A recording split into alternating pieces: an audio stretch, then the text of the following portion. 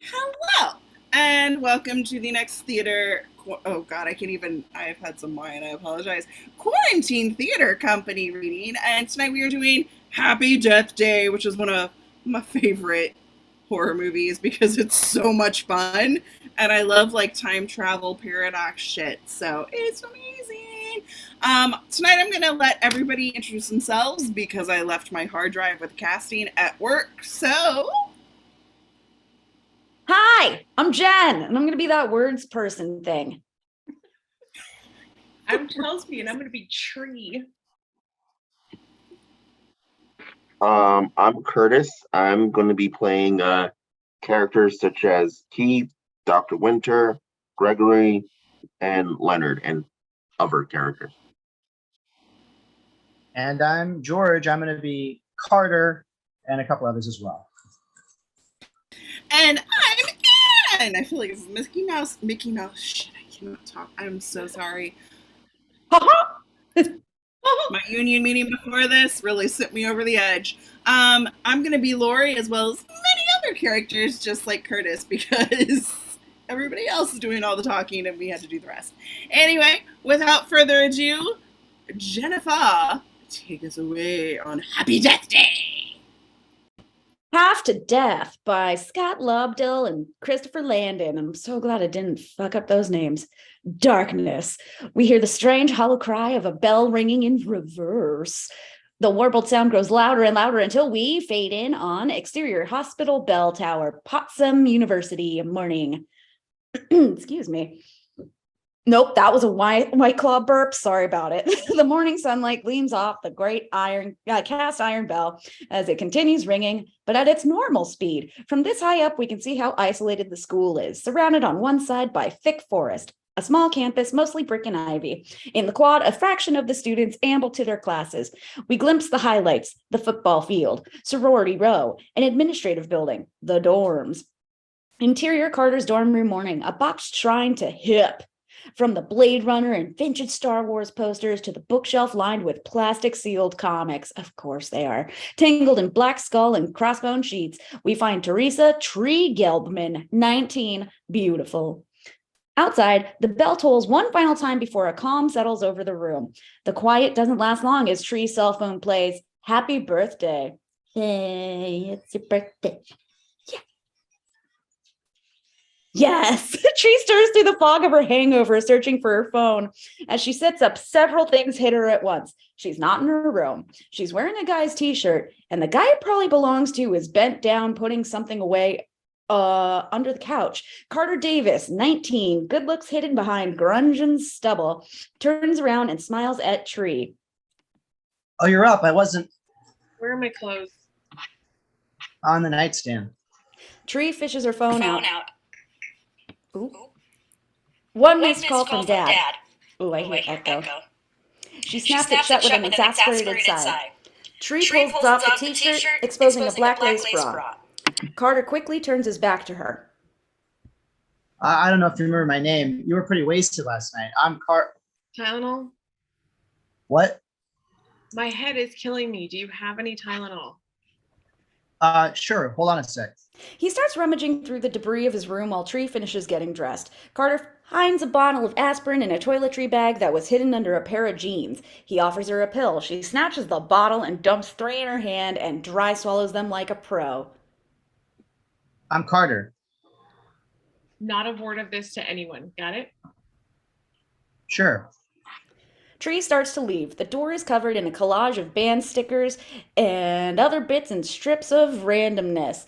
In the middle of it all is a bumper sticker that proclaims, "Today is the first day of the rest of your life." Oh, I just had this whole script go forward. Tree opens the door and collides with a lanky freshman. The words are already leaving his mouth. Dude, did you hit that fine vagina or what? Wow, forgot about that line. He meets Tree's hard stare and instantly shrinks. Tree pushes past him. Carter shoots the freshman a look.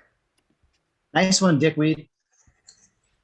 Carter's eyes fall on Tree's gold bracelet lying on the floor as it catches the light from the open window. She must have knocked it off the nightstand in her haste. Exterior, the campus, morning. Dressed in a slinky outfit and heels, Tree is forced to make the walk of shame across the already bustling campus. She shields her eyes from the blinding sunlight. She passes a female student who thrusts the petition at her. Stop global warming!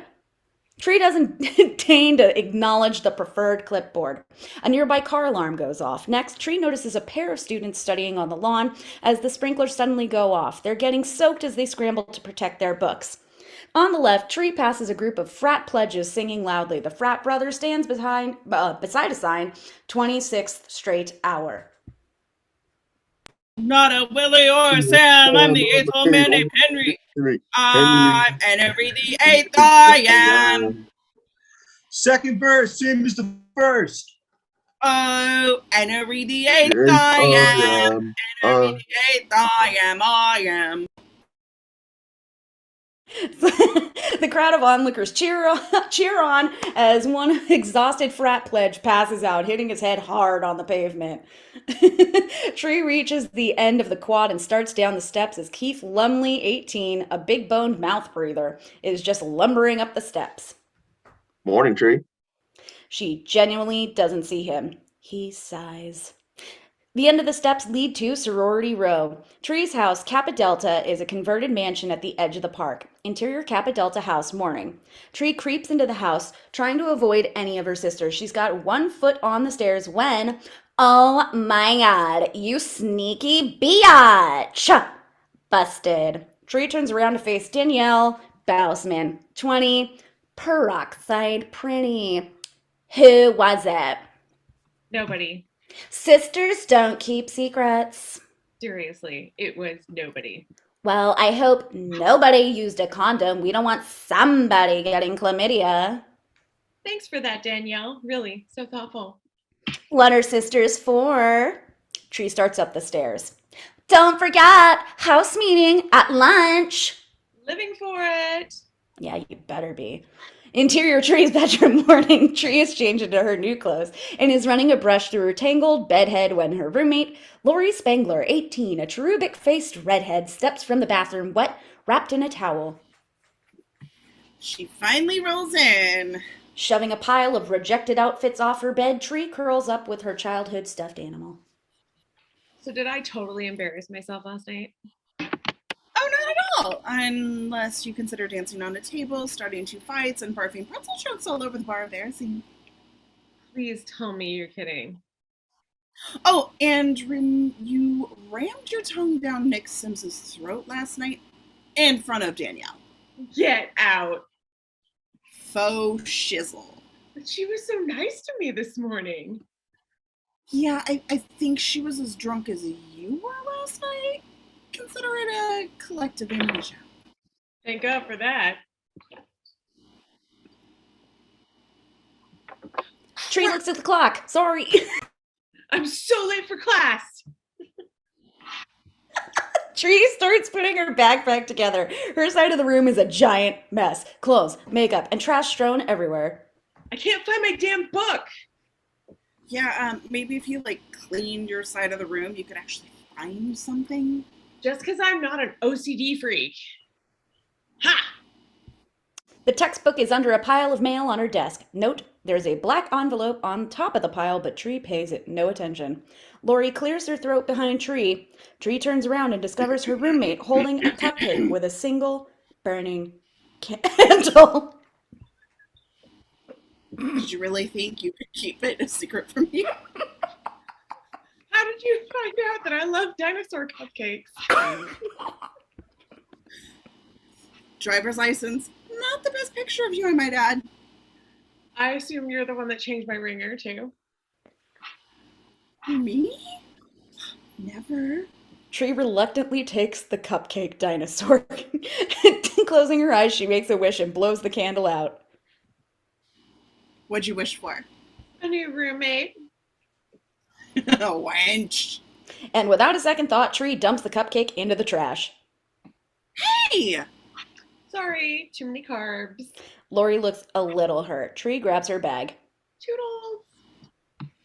Well, you're welcome. Tree's already out the door. Lori shakes her head. Tree thoughtlessly left the door open with Lori still standing there in the towel. Hello? Howell here. Interior Dr. Butler's science class morning. Tree sneaks into the rear of the lecture hall. Dr. Gregory Butler, early 30s, chiseled, jots notes on the chalkboard. When extreme agitation occurs, locomotive response, and the subject shows an acceleration across the quantum plane where A quiet entrance is ruined by a very loud, squeaky door as Tree slinks into the room. As she takes a seat in the back, she makes eye contact with her professor. Was that a sneer or a smirk he just flashed her? I bet you it's a smirk. Exterior lunch patio afternoon. A group of Kappa girls have gathered around a table as Danielle conducts a house meeting with the intensity of a UN assembly. Yeah, bitch. Take the stick out of your ass. To her right, Monica Keene, 18, a nervous pledge, diligently takes notes on a legal pad. The other girls, including Tree, absently suck on sugar-free, no-whip mochas, or what they call lunch. Visibly absent is Lori. And we still need to pick this year's charity. I can't say right now. I can say right now, there is no way we are doing the special needs art fair again. All those tards want to do, oh, sorry. All those special people just want to do is hug. Totally freaked my shit out. Thoughts? Another pledge, Becky Shepard, 18. A little chunky, but is doing her best to fit in, joins the group with her tray. All eyes fall on her food, a sandwich with a side of pasta salad and a tall glass of chocolate milk. Feeling the weight of their collective stare, What's wrong? I don't know. What's wrong, Tree? Nothing. Except for the buffet you just dumped at our table. And is that chocolate milk I see? Becky looks horrified. It's breakfast. She gets up with her tray and slams into Carter. The chocolate milk slides off the tray and splashes all over Tree. Danielle cracks up. Ass She looks up and sees who it is. hole. Carter grabs some napkins from the dispenser on the table. I'm so sorry, Tree. You two know each other? No. Yes. They look at each other. Tree's eyes could burn holes through him. Carter remembers her threat earlier. We had a class together last year. Tree snatches the napkins from him and starts wiping herself down. I just came by to return this. He offers Tree her bracelet. I didn't know where you lived. Tree snatches it back and looks around to see if anybody saw the exchange. Luckily, they didn't. He waits for a thank you. Help you? Carter's hurt turns to indignation, but he doesn't bark at her. He's better than that. Sorry again about the mess. Carter walks off. What a douchebag. Interior campus bookstore afternoon. Tree, a blue work smock over the chocolate milk stain on her blouse, thumbs through a copy of U.S. Weekly. Her boss, Leonard Gilbert, 40s, wormy, peers over her shoulder. Teresa, I believe caffeine not reading about Brangelina. I'm still on my 10. There's 10 minutes to go, Missy. Tree drops the magazine. As she heads towards the back, she passes a display of school spirit paraphernalia, including a stack of eerie masks, the school mascot, because it's apparently a baby. Interior stockroom afternoon. Fluorescent lights hum in the sterile room as we find Tree hunched over a pile of textbooks, stamping the covers with stickers that say reduced.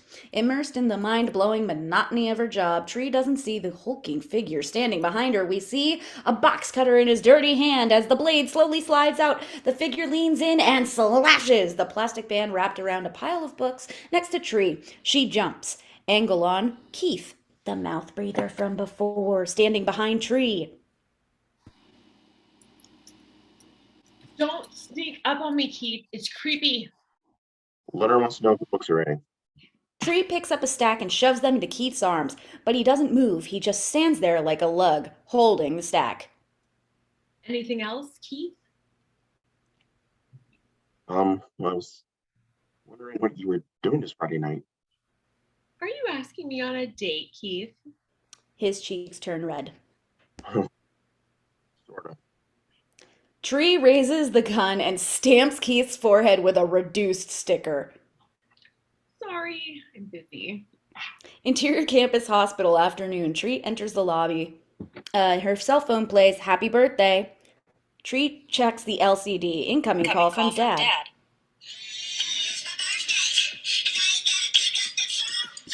She instantly hits the ignore button as she stops in front of the elevators. The doors open. Lori steps out wearing her nursing scrubs. Oh, Lori. Hi. She steps out. The doors close as Tree struggles with the stilted air between them. So I thought you only work nights. I'm doing a double for Jen. She has the flu. We missed you at the meeting today. I didn't think I needed to be there to decide what color Danielle's hair should be this season. Yeah, I guess I don't have to ask what you're doing here. The levity between them dissolves instantly. Gotta go.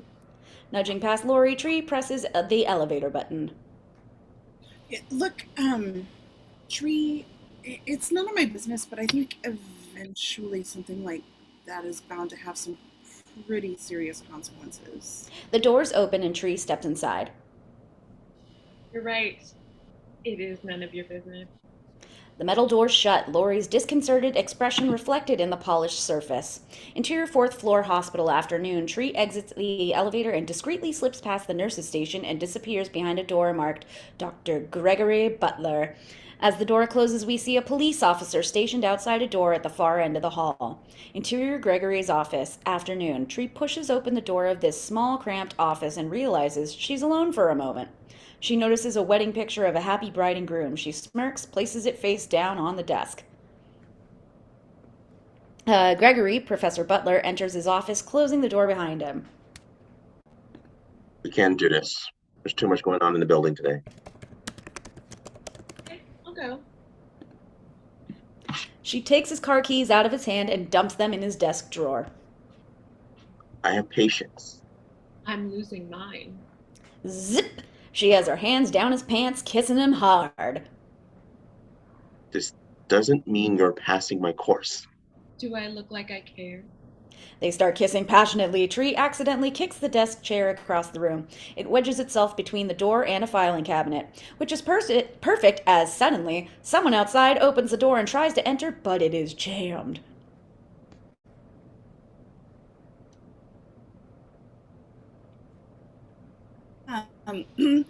Gregory, are you there?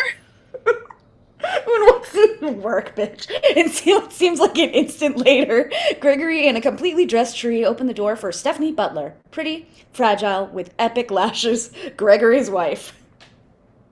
Hey, sweetie. He gives Stephanie a kiss. Just wrapping up here. Tree squeezes past Stephanie and forces a smile, which is not returned. As Gregory closes the door, Stephanie glances back at Tree, who wonders if Stephanie suspects anything.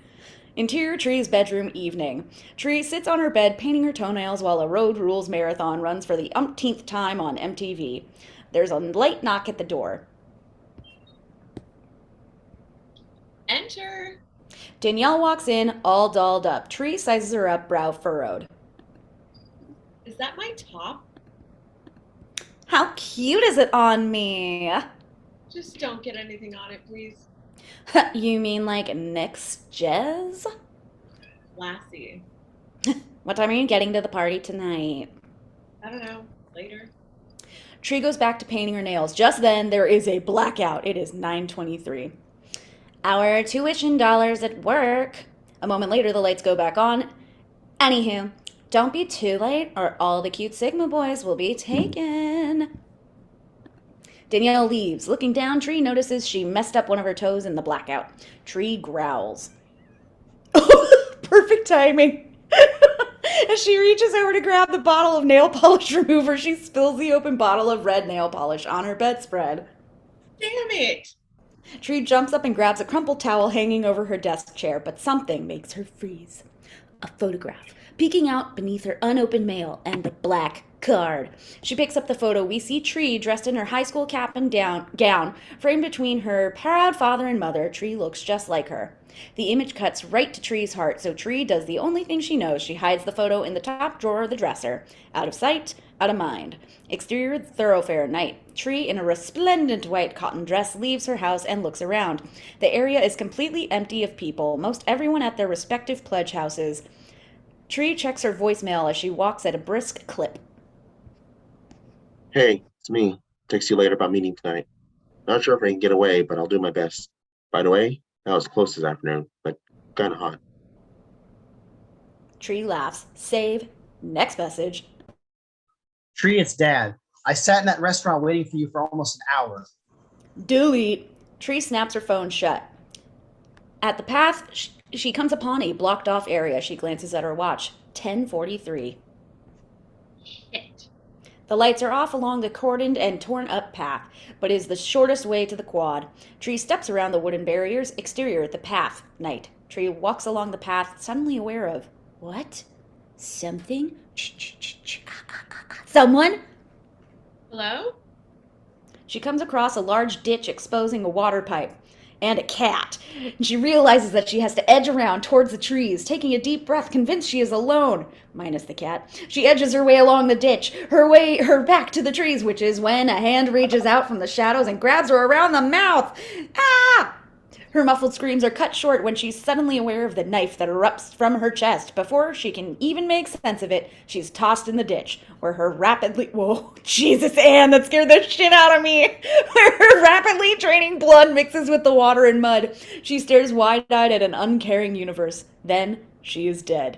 Slam cut into interior Carter's storm room morning. Tree bolts awake, realizing it was just a nightmare.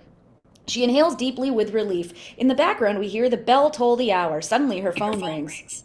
Happy birthday plays. Sitting up, Tree finds Carter bent over, putting something away beneath the sofa. He turns around and smiles. Oh, you're up. I wasn't Like clothes? And what is with Uh, that? on the nightstand. She fishes her phone out of her jeans. One missed call from Dad. She snaps the phone shut. Tree starts changing into her clothes. Carter turns around. I don't know if you remember my name. You were pretty wasted last night. I'm Carter. He smiles, pleasantly surprised. Tylenol? What? My head is killing me. Do you have any Tylenol? Sure. Hold on a sec. Carter begins searching. Tree grows impatient and grabs his toiletry bag under some clothes. She finds the bottle and dumps the pills in her hand. Wow. Have you been here before? The question makes Tree pause. How did she know where the aspirin was? You okay? Tree is still thinking. Tree? She turns and looks at his door. There's the sticker. Today is the first day of the rest of your life. Suddenly, the door opens. Enter lanky freshman. Dude, did you hit that fine vagina or what? He finally, immediately, shrinks at the sight of her. A little freaked, Tree pushes past him and hurries out. Carter shoots the freshman a look. Nice one, dickweed. In exterior, the campus morning. Shielding her eyes from the glaring sun, Tree makes the walk of shame again, but it's all so familiar. She passes the student protester. Stop global warming! The car alarm goes off, then the sprinklers soaking the studying pair. The frat pledges. Hold on.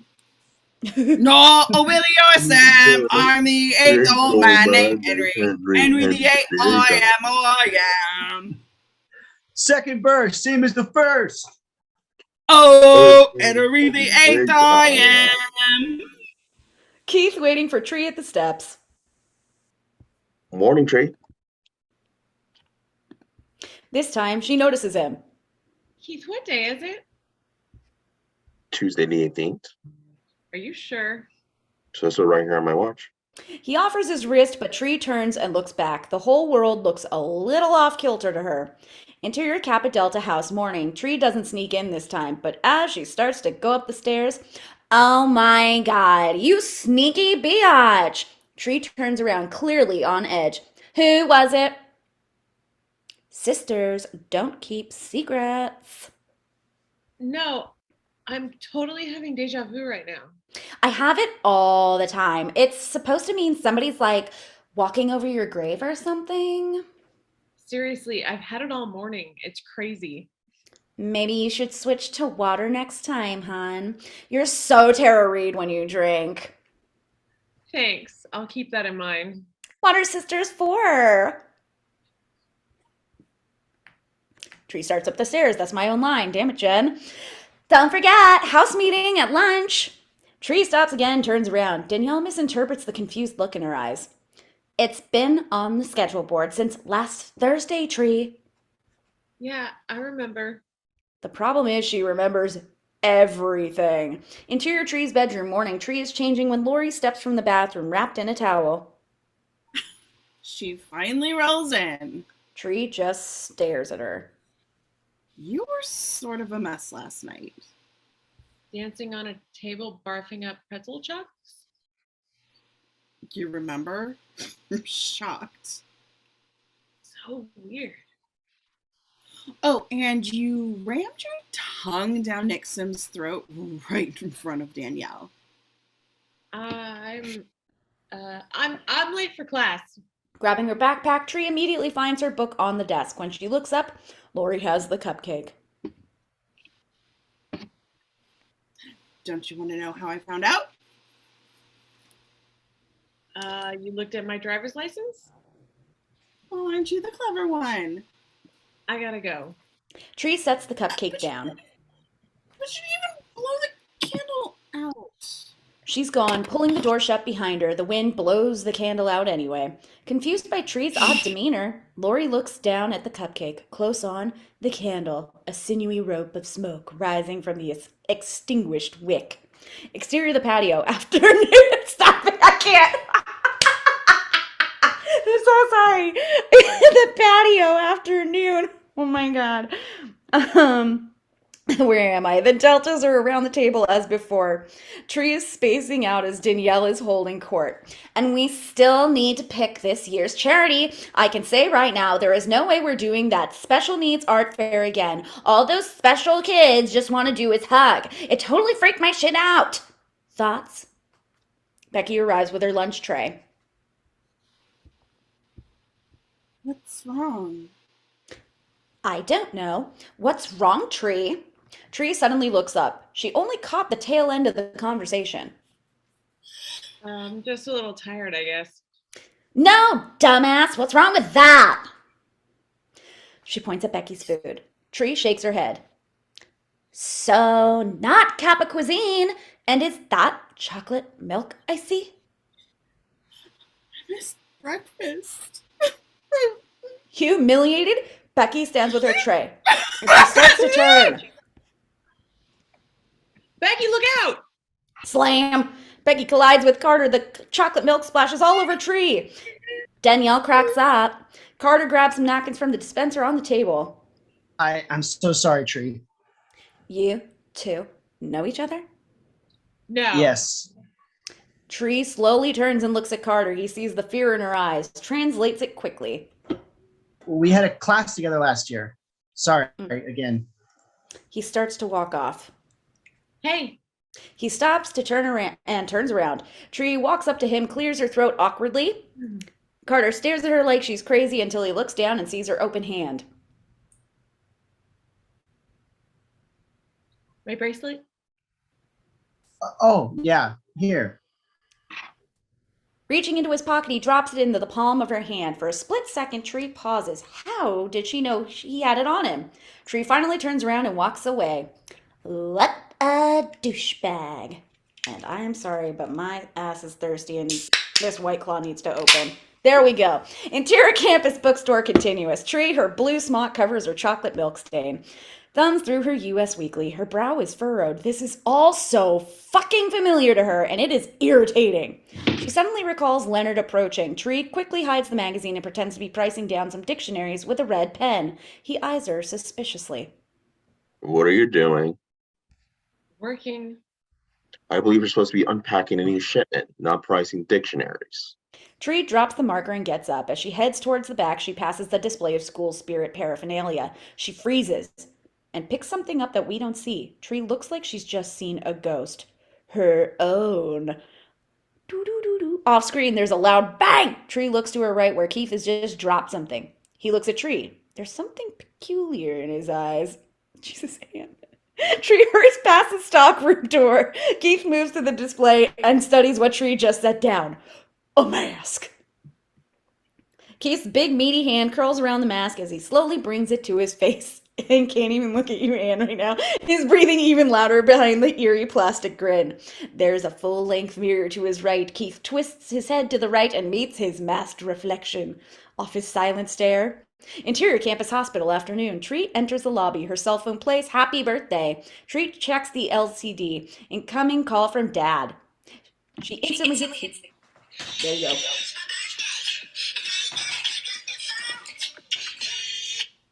She instantly hits the ignore button as she stops in front of the elevators. The doors open as Lori steps out wearing her nursing scrubs. Lori. Hi. She steps out. Hi. This time, she steps out. This time, Tree steps into the elevator. The doors start to close, but Lori's hand catches the bumper. The doors open. Everything okay? Yeah, fine. You were acting really weird this morning. I'm having a weird day. Okay, look, it's none of my business, but I think eventually something like that is bound to happen to have some pretty serious consequences. Lori, look, I really can't talk right now. Fine. It's your life. Lori pulls her hand back, letting the doors close. Interior Gregory's office, afternoon. Alone, Tree turns over the wedding photo without looking at it. She pushes the photo under some papers. Gregory enters and quickly closes the door. We can't do this. There's too much going on in the building today. I need to talk to you. She reaches around him to lock the door. I know what you're going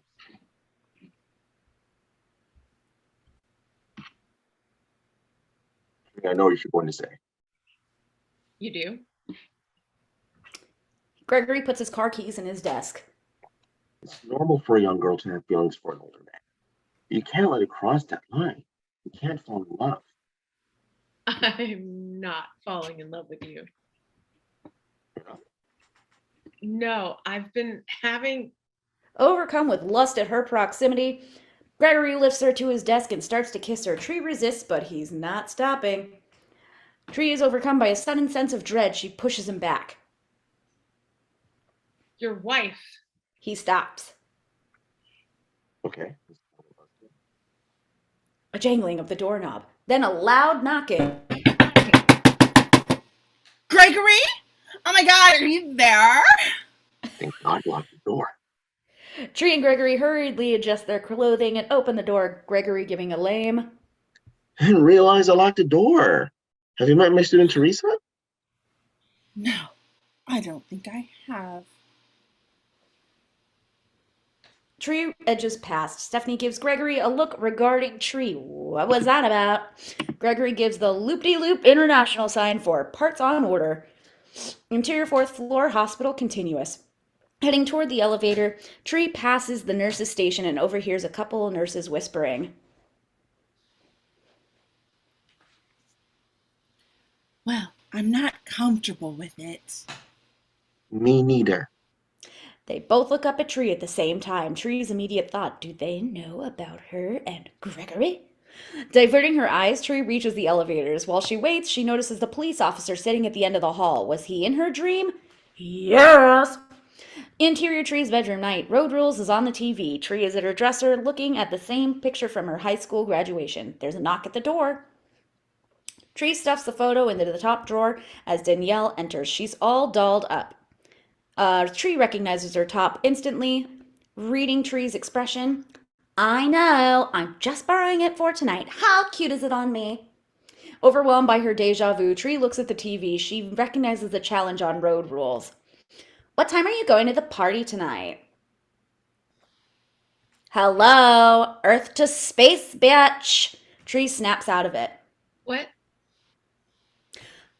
What time are you going to the party? I don't know. Later? Blackout. Well, Oh the my lights God. came back on. Yeah, I know. Our tuition dollars at work. She sees the fear in Tree's eyes. Chill out. It's just like another rolling blackout, sweetie. It happened before? Yeah, like 2 weeks ago. I remember because I was running on the treadmill and almost ate shit. I don't know what's so hard about keeping the electricity on. Anywho, don't be too late or all the cute Sigma boys will be taken.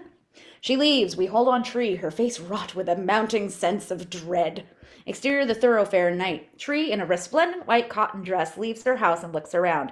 The area is completely empty of people. Most everyone is already at their respective pledge houses.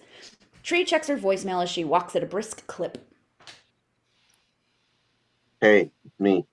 I'll text you later about meeting tonight. Not sure if I can get away, but I'll do my best. By the way, I was close this afternoon. Kind of hot. Save. Next message.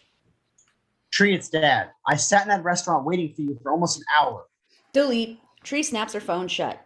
At the path, she comes upon a blocked off area. A palpable dread washes over her. She glances at her watch. 10:43. The lights are off along the cordoned and torn up path, but it is the shortest way to the quad.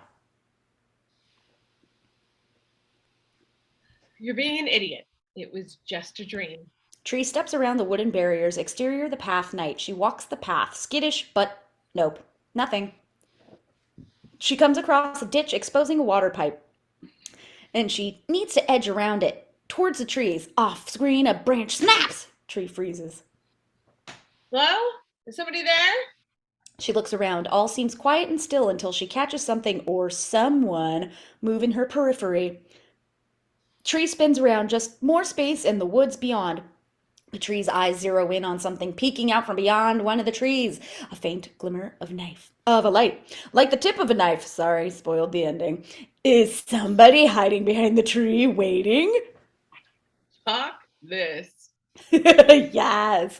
Tree turns and runs back the way she came and practically leaps over the wooden barrier. Exterior frat house evening. Hurrying up the path, Tree reaches the front door and rings the bell. It's oddly quiet for a usually raucous place. Tree looks back over her shoulder to make sure she's not being followed. When she turns back, the door is already open. Tree's POV. The mask instantly appears out of the darkness. Tree screams and throws a right hook. Bam! The lights suddenly turn on, revealing a crowd gathered in the doorway. There is a big "Happy Birthday" banner hanging on the wall. Everyone is staring at Tree in shock. Somewhere in the back of the crowd, someone says, Happy birthday? the guy who just got slugged, Nick Sims, 21, major hottie, pulls his mask off, rubbing his red and swelling cheek.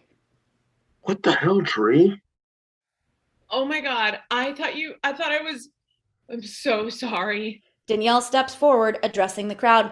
Don't mess with a Kappa, bitch! The crowd cheers, bringing the levity back to the affair. Somebody cranks the music as Danielle pulls Tree into a hug. Interior frat house evening. The party is in full swing. Empty plastic cups shake on the speakers, pumping out some old school party anthem. Party rockers in the house. I don't know, whatever. Pushing through the throngs of revelers, we find Tree in the corner with Danielle and some other randos. Tree checks her cell phone. Sorry, kitty.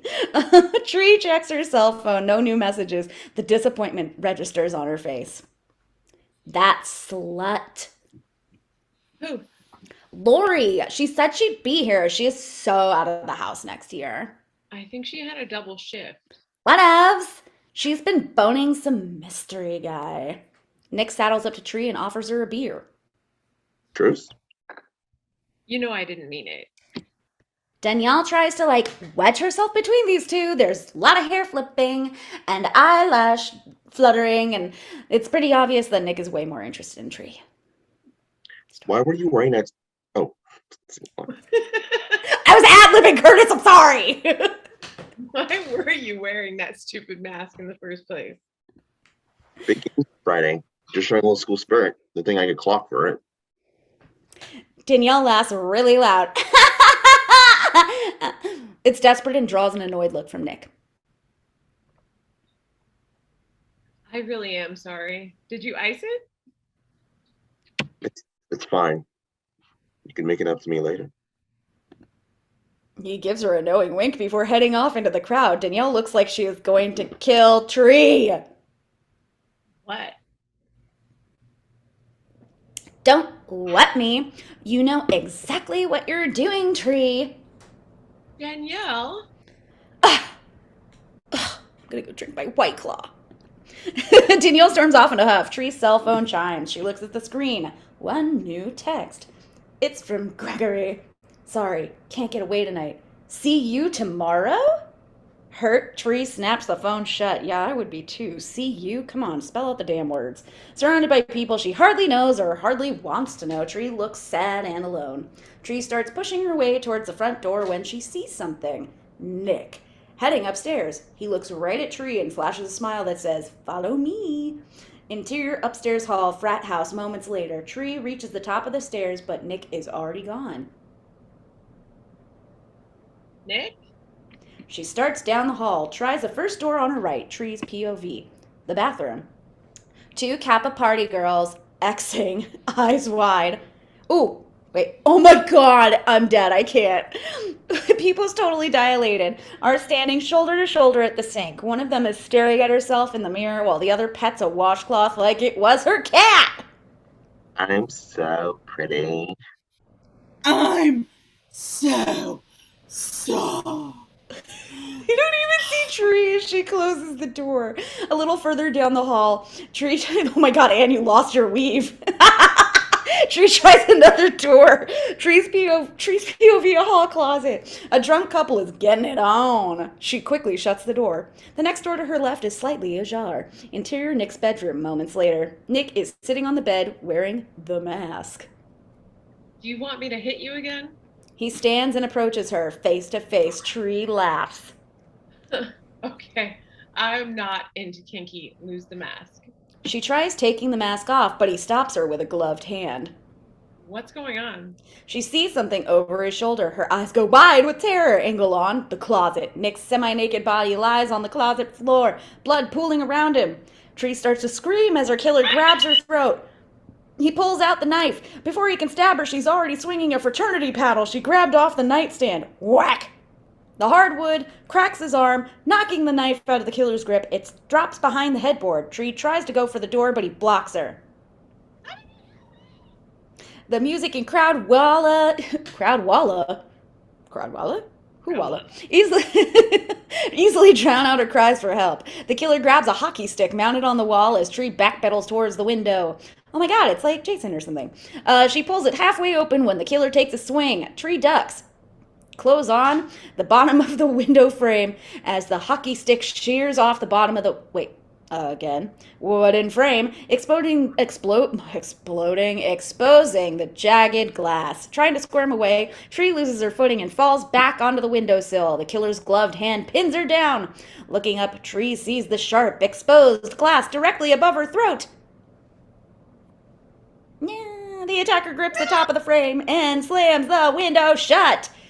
Guillotine. Slam cut. Interior Carter's dorm room. Morning. Tree wakes up with a scream. Clawing herself into a seated position. Outside, the bell chimes the hour as Tree's eyes dart around the room, noting all of the familiar bits and pieces. This can't be happening. This can't be real. Carter is staring back at Tree, mouth agape. Everything okay? Cue happy birthday from Tree's cell phone.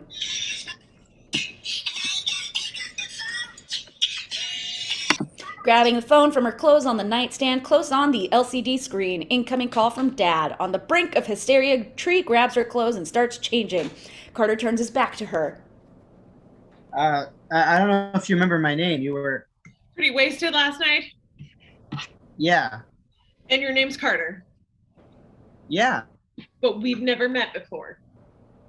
Not until last night. I mean, I've I've seen you around campus, but we don't exactly move in the same circles. Tree's eyes fill with tears. This is a nightmare. Well, I'm sorry, but you're the one who wanted to come here last night. Tree shoves him out of the way and runs for the door. She sees the sticker again.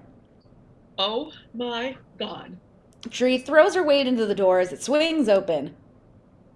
Dude, did you The door smashes the lanky kid in the face. Ow! Son of a. He sees Tree, sees the tears running down her cheeks. Oh, heck. Tree pushes him out of the way and runs down the hall. The freshman shoots Carter a look. Nice one, dickweed. Wow, Carter, way to take freshman's line. Exterior of the campus morning. Sorry. A distraught Tree hurries through the bustling campus. Oh shit, I gotta put on my Disney face. She tries to sidestep the female protester who shoves the petition at her. Stop global warming! Tree slaps the clipboard away. You know, a simple no thanks would have done the trick.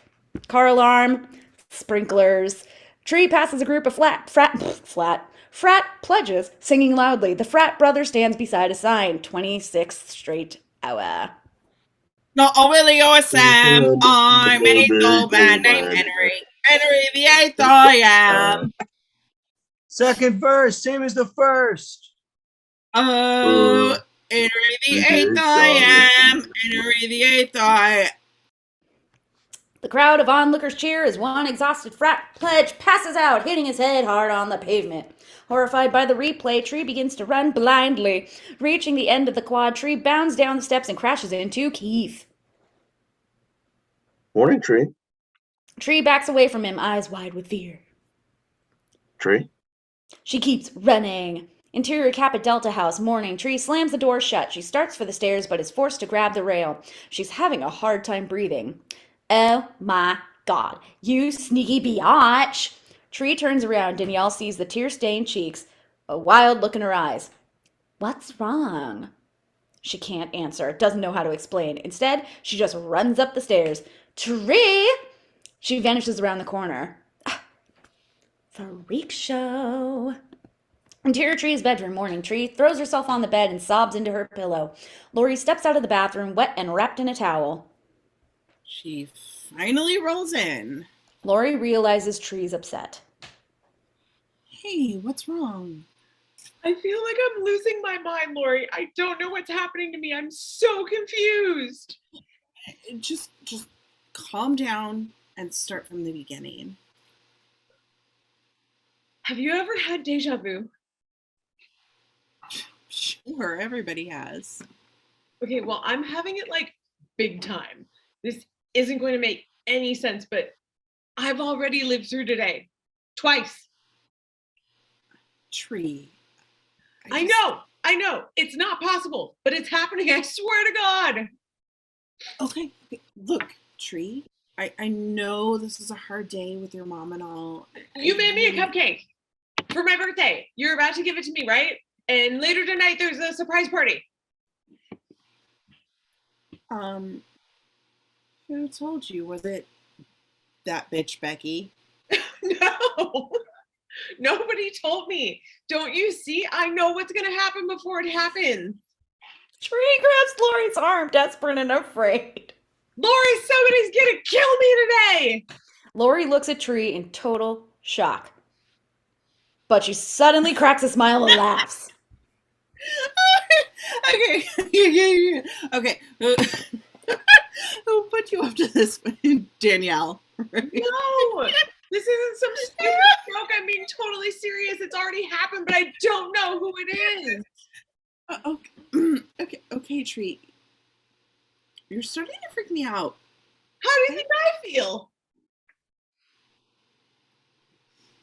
Tree, listen to me. Nobody's trying to kill you. Yes, they are. Tree, look at me!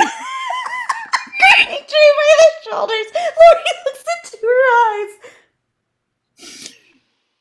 You need to take the day off. Okay, you know what? Skip class, get some rest.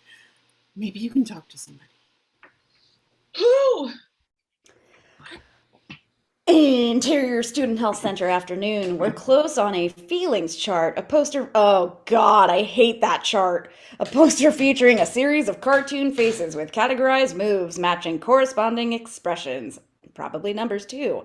Tree sits rigidly on a floral print sofa, surrounded by the other posters encouraging communication and proclaiming depression. It's not your fault. A light rap on the door precedes the entrance of Dr. Mary Turtlebaum, late 30s, wispy, doe-eyed, saccharine. Oh my god, with the Karen hair. She checks her file before offering her hand. Hello, Teresa. I'm Mary. Mary sits down across from Tree, pen and pad at the ready. So, Teresa, what brings you here today? Tree struggles with how to even broach her crisis and Mary's everything. After a few prolonged seconds of false starts and hand wringing, she decides to just blurt it out. I'm reliving the same day over and over. Oh, that's fairly common. Lots of people feel stuck in a rut. The routine of life can often feel... No, you don't get it. I'm literally living the same day over and over. It's like I can't get out of it and someone keeps killing me. I'm sorry? He's wearing like one of those school masks.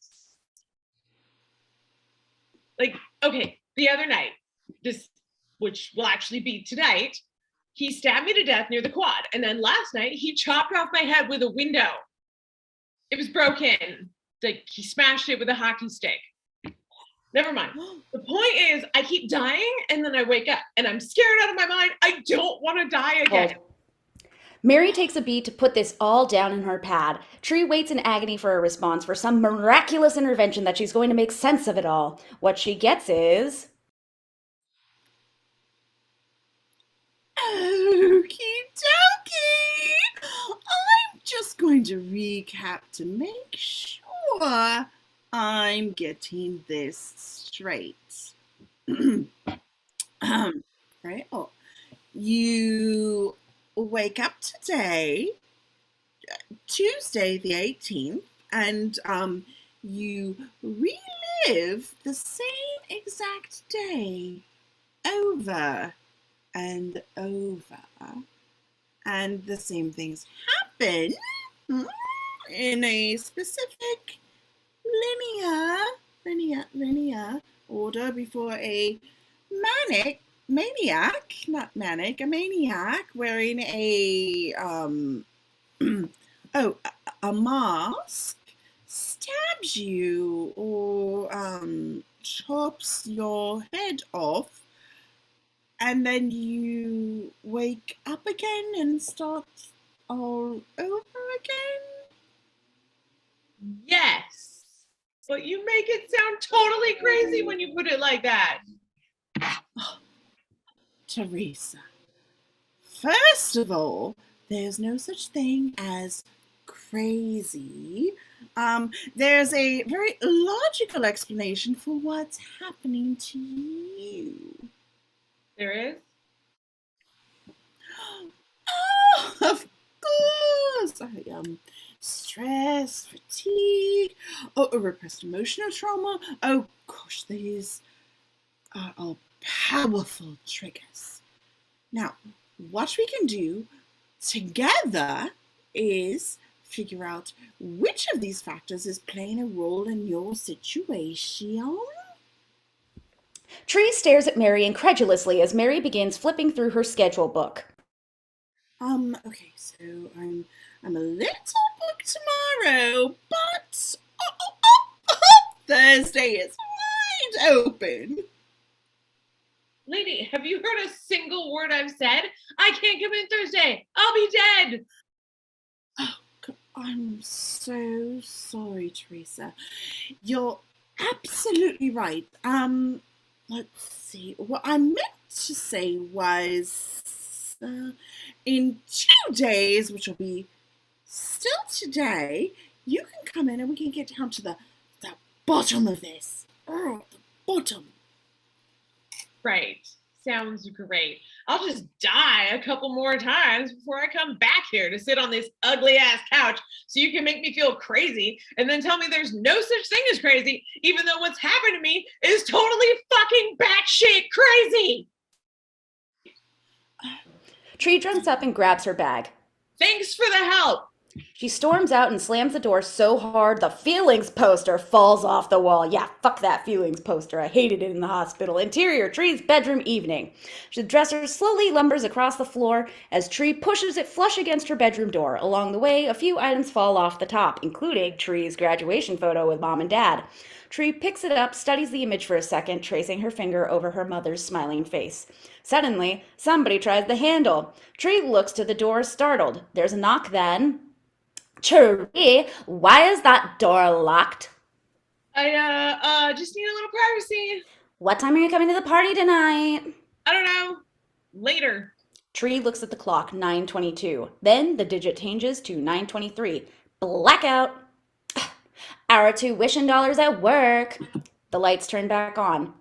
Anywho, don't be too late or all the cute Sigma boys will be taken. Tree listens to Danielle's footsteps walking away, her eyes suddenly filling with purpose. Interior Tree's bedroom later.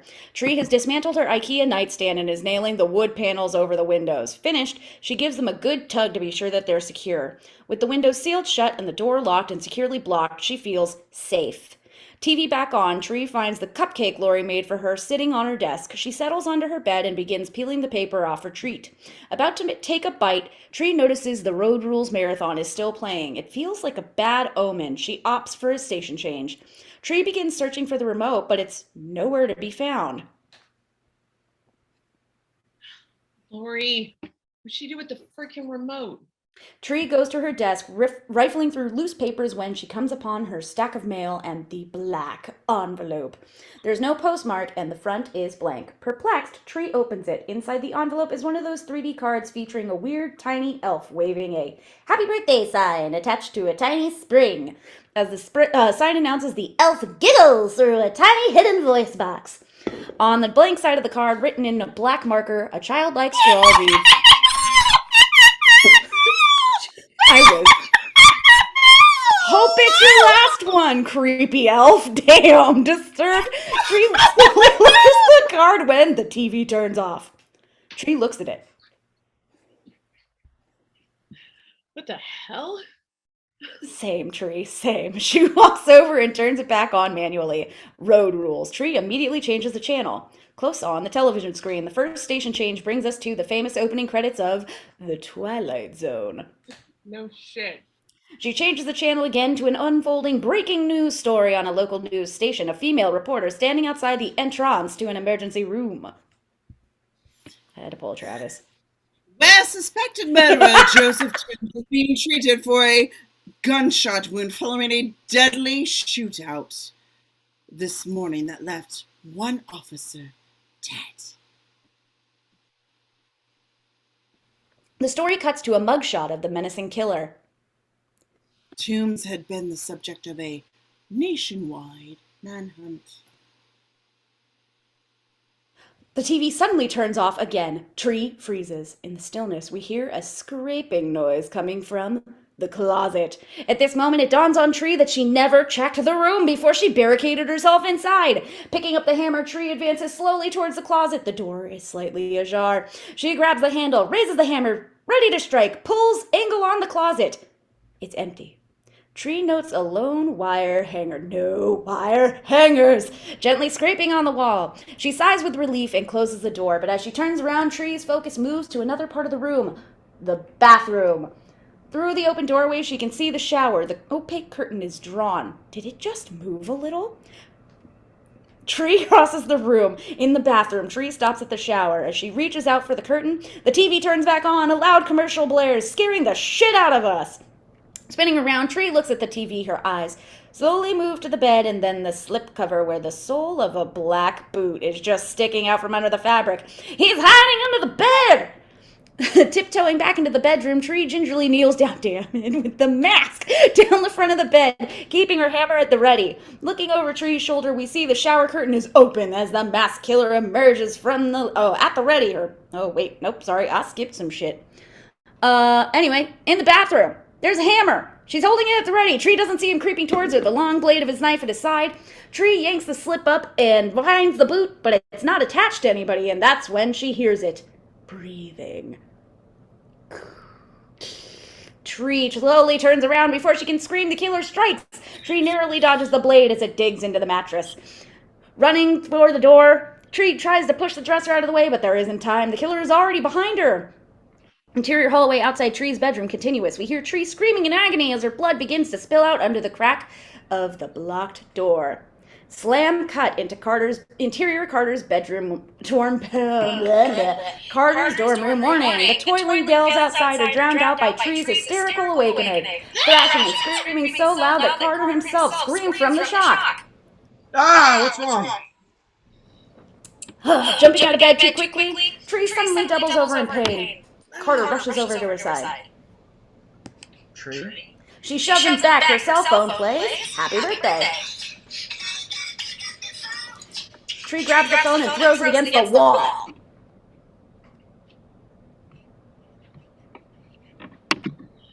Ah, shut up!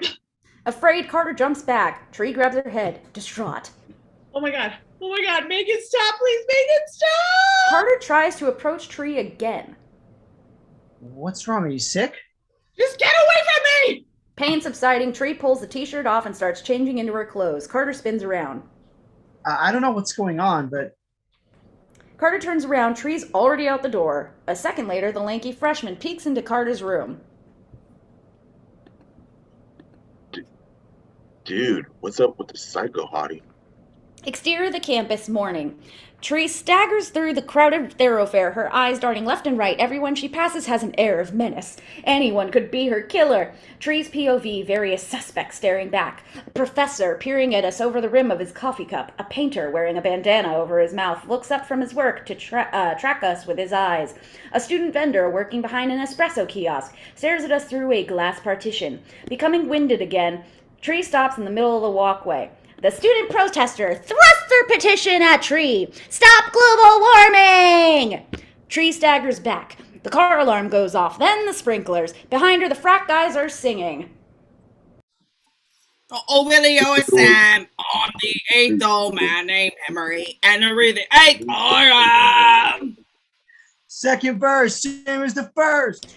Tree begins to turn in a circle. The words no, we've heard it enough. Henry VIII. Tree begins to turn in a circle, the world spinning around her in a kaleidoscopic nightmare. The protester, the car alarm, and the frat guy's voices grow louder and louder and louder. The students begin to stop and stare at Tree, who is caught up in the middle like a trapped animal.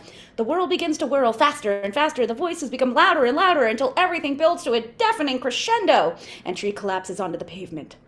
Interior Tree's hospital room, afternoon. Tree is arguing with Dr. Elliot Winter, 50s, kind face, arms folded, pouting like an indignant little girl. Tree does not want to be here. It's just a concussion, right? It's not a big deal. Why can't I go? Where's your father? We've been trying to contact him, but we must have found an old number on file. What do you need him for? We need your full medical history. Our system's down from the rolling blackouts, and we can't retrieve any records. Specifically, we're trying to find out how many times you've been hospitalized. Never. Excuse me?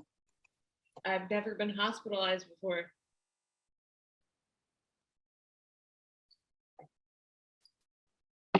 What?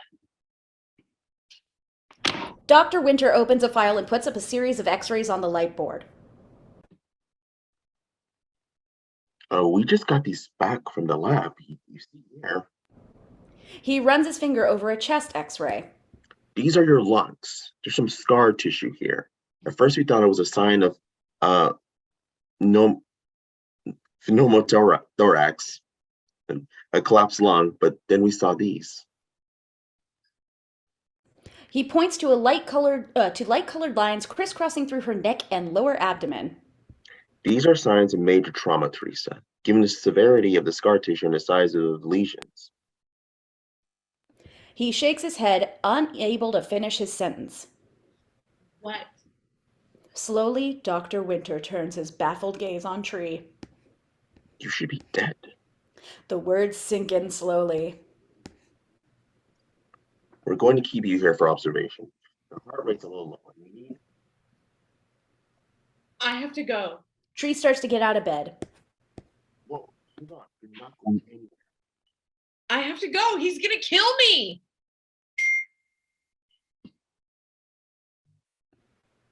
Dr. Winter forces Tree back into her bed.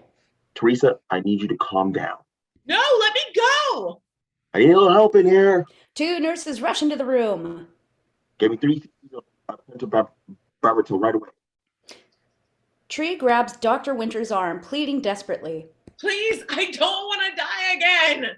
Nobody's going to hurt you, Teresa. We just want to help. The nurse returns with the shot. Tree takes one look at the needle and starts freaking out. Hold her down, damn it! Arms pinned, Tree is helpless as the needle sinks into her skin. She begins to slow down, losing her motor skills. In a matter of seconds, she's out again. Interior Tree's hospital room, evening. A thick silence fills the air as Tree slowly begins to emerge from the fog of her sedation. From her blurry POV, we're looking at the door. It slowly begins to open. A man enters. As he draws closer, we see he's wearing the mask. Tree opens her mouth to scream, but no sound comes out.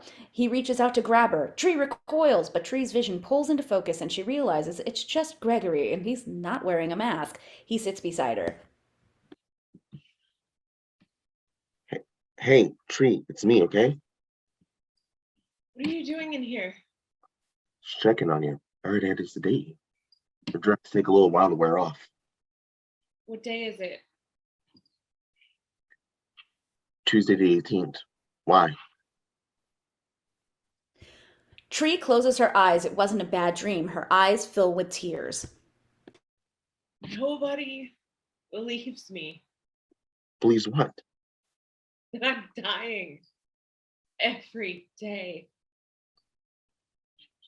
Must be the drugs. Gregory brushes her hair out of her face. I can't stay long.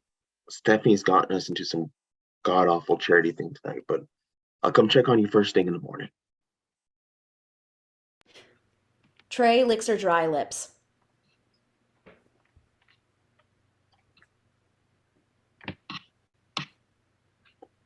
I'm really thirsty. Gregory starts to pour her some water. No, not water. Can you get me a Coke? And maybe some Sure. Coke? Sure. Be right back. He kisses her forehead and leaves. Interior hallway, hospital. Moments later, Gregory fights with the machine as it won't take his dollar. What a bitch. It finally sucks it in. He punches the button as the soda can dumps into the tray. We track Gregory back to Tree's room. Special delivery. Interior Tree's hospital room continuous. Entering the room, Gregory comes to an abrupt halt. Angle on Tree's empty bed. She's gone. Excuse me. Oh, God. Hold on. I'm going to burp. Excuse me. All right. Interior 4th floor hospital, same. Tree quietly exits the elevator. There's only one nurse at the station, but she's too busy reading a cheesy Harlequin novel to notice Tree as she tiptoes right past her. Reaching the door to Gregory's office, Tree glances to her right and notices the police officer isn't stationed at the end of the hall, but his chair is still there beside a fresh, steaming cup of coffee. Interior Gregory's office continuous. Gingerly closing the door behind her, Tree goes straight to Gregory's desk and opens the top drawer. She grabs what she came for. His car keys. Interior 4th floor hospital continuous. Peering into the hallway, Tree makes sure the coast is clear. But as she reaches the elevator, the doors automatically open. Tree freezes. Gregory steps out. Tree, what are you doing? Tree bolts! Tree! Running down the hall, Tree makes a desperate dash for the emergency exit, but she's still weak, so it's easy for Gregory to gain ground. Passing a gurney, Tree stops to push it in Gregory's direction. It slows him down a little, but not enough.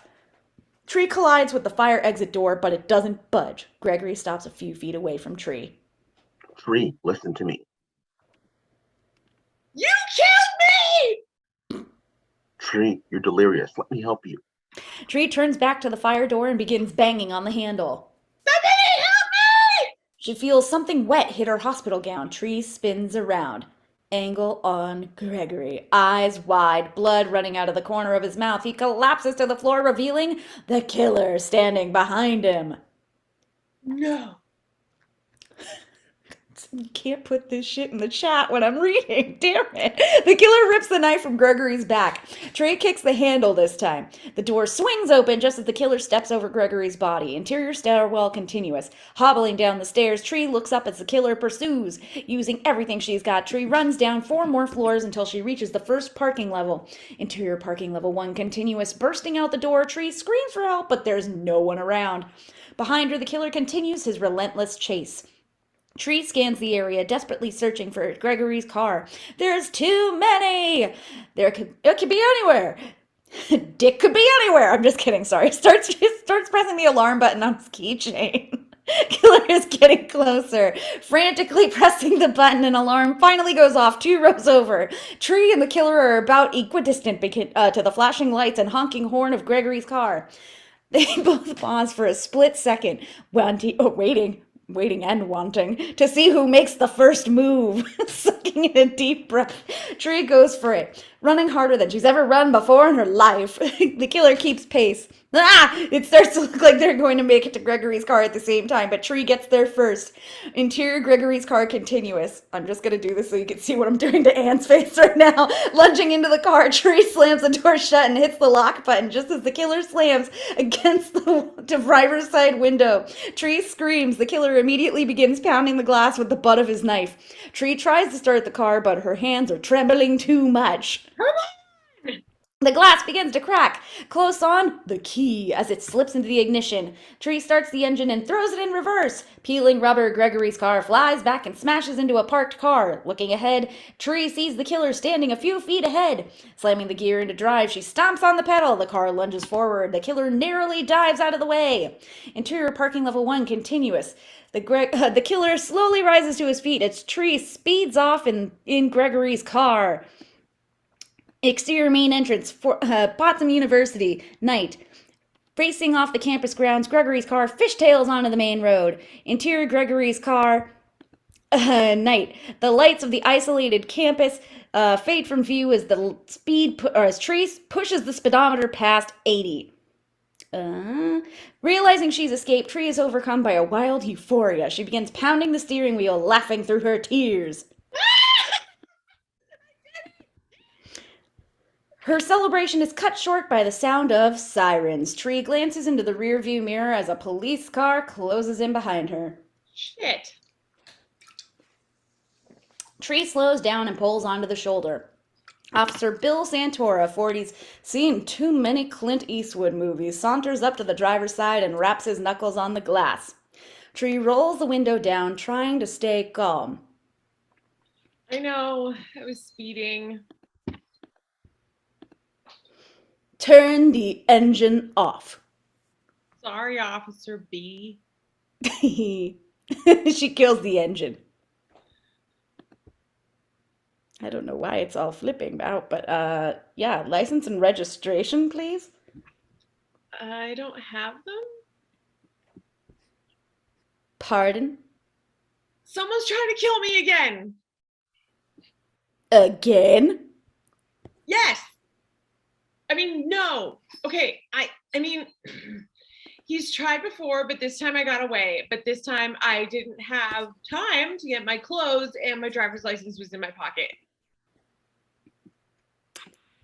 Right. Santora grabs his flashlight and shines it in Tree's face. She squints back.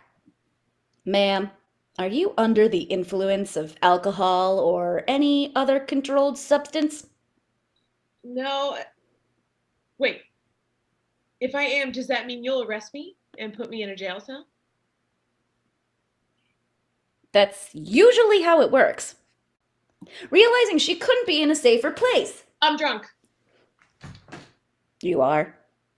Wasted. And I'm high. Pills, weed, you name it, man, I'm on it. Santora couldn't be more confused. Well, then I'm placing you under arrest. Good idea. She gets out of the car. Santora cuffs Tree's hands behind her back, and leads her to his cruiser. As he opens the back door, Tree looks at him and smiles. Thank you. Weirdo. He pushes Tree into the back seat. The police radio suddenly crackles. Unit Chief, got a dispatch at 187 at the University Hospital. Santora pauses, listening to the homicide report. Suspect is believed to be an escape patient. Be advised. As Santora looks at Tree's hospital gown, he's suddenly flooded by a bright light. We hear an engine roar. Before he can even turn, Santora is struck by a speeding car. Aw, bye, Bee. The impact shears the back door right off as Tree screams in terror. The unknown vehicle makes a hard 180 and stops. Hands cuffed tightly behind her back. Tree struggles to get out of the cruiser as I struggle to open up another White Claw. Feet crunching over. Drinking on the job. Sorry about it, bitch. I'm the one with the badge. Wait, hold on. Seriously, I'm the one with the badge. Don't question me. You're the one with the badge. He finally shimmies out. The other car idles. Tree can't see the driver beyond the blinding high beams. Then she hears it. A door squeaking open. Footsteps begin to draw closer. Tree looks around. There's nowhere to hide, just miles of woods. The driver steps in front of one of the headlights, backlit. We see it's the masked killer. Why are you doing this to me? Unsheathing his hunting knife, the killer begins to advance. Tree runs! Exterior woods continuous. Fighting for balance, Tree makes a futile attempt to flee as her killer, with a clear advantage, takes his time, toying with her. Tree screams for help, but there's nothing but miles and miles of forest. Branches whip Tree in the face as our bare feet crunch over twigs and tiny jagged rocks. Tiny, jaggy little pill rocks. With only a 2-second lead, Tree runs as fast as she can. Looking over her shoulder, the killer is gaining ground. Ahead, Tree sees some lights through the trees up ahead. Help me! She looks back over her shoulder again. She's suddenly confused. He's not behind her anymore. Breaking out of the forest, Tree reaches a short clearing. She can see the lights of a farm come into view. Then she drops out of frame. She just ran off a cliff. We hear Tree cry out as she plummets over 200 feet. As she's about to make impact with the jagged rocks below, we slam cut. Oh, are we doing this one? Do I get to be myself again? Rewind. Sweet, I do! Hooray! Interior police car night. Tree has just been placed into the back seat by Officer Santora. Insert alternate death scene here. I think I just said that. I love you, Anne. A split second after he closes the car door, wham! Santora is struck by a speeding car. Wow! A speeding car. It's a weaving car. Anyway, I'm so dumb. As it broadsides the police car in a flash of scraping metal and flying bees and sparks. Tree screams. Looking through the plexiglass partition, she can see Santora's crumpled body, mercilessly displayed in the police car's headlights.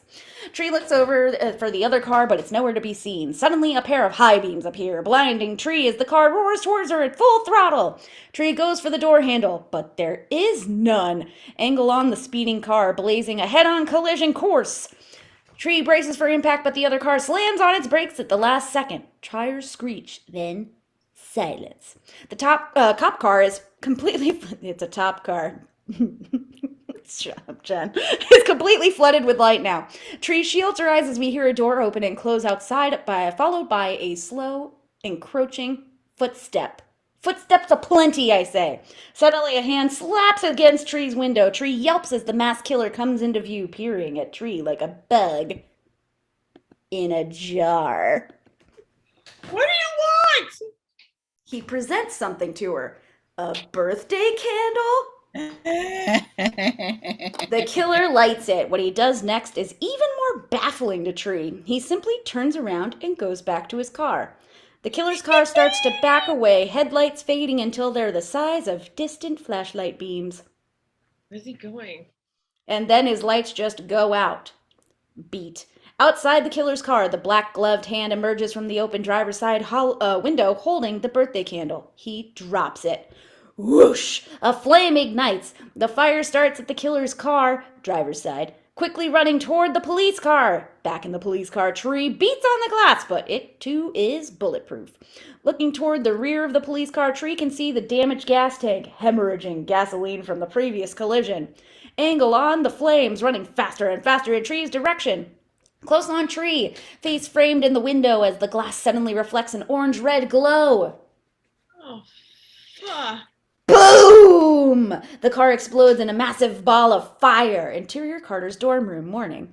The tower bell rings one last time as Tree's eyes snap open. Extreme close-up, we see the fireball flare and then vanish in the reflection of Tree's eyes. She sits up and wipes the sweat from her brow. A brief glance around the room reminds her she's still trapped in the same day. Here we go again. The opening bass line of a White Stripe-ish song begins. Starts. Begin montage. Exterior Kappa Delta house. And then my script jumped. Anyway, sorry. The two Kappa girls who were exiting in the bathroom at Tree's birthday party stare up at the second floor as books, papers, and even a laptop fly out of Tree's bedroom window. Interior Tree's bedroom, morning. Desk cleared of debris. Tree sits down and begins to jot down a list of names in a small notepad. The suspects include Keith, Stephanie, Danielle, and Gregory, but she immediately goes back and crosses off Gregory since he already died in front of her. Exterior Keith's dorm room, night. On her tippy toes, Tree peers through a first-floor window. From her POV, we can see Keith, already fast asleep in his oversized SpongeBob pajamas. She looks disappointed as she crosses his name off the top of the list. She turns around and wham! She collides with the masked killer. Looking down, Tree finds the handle of a knife protruding from her stomach. Pre-lap. Happy Birthday plays on Tree's cell phone.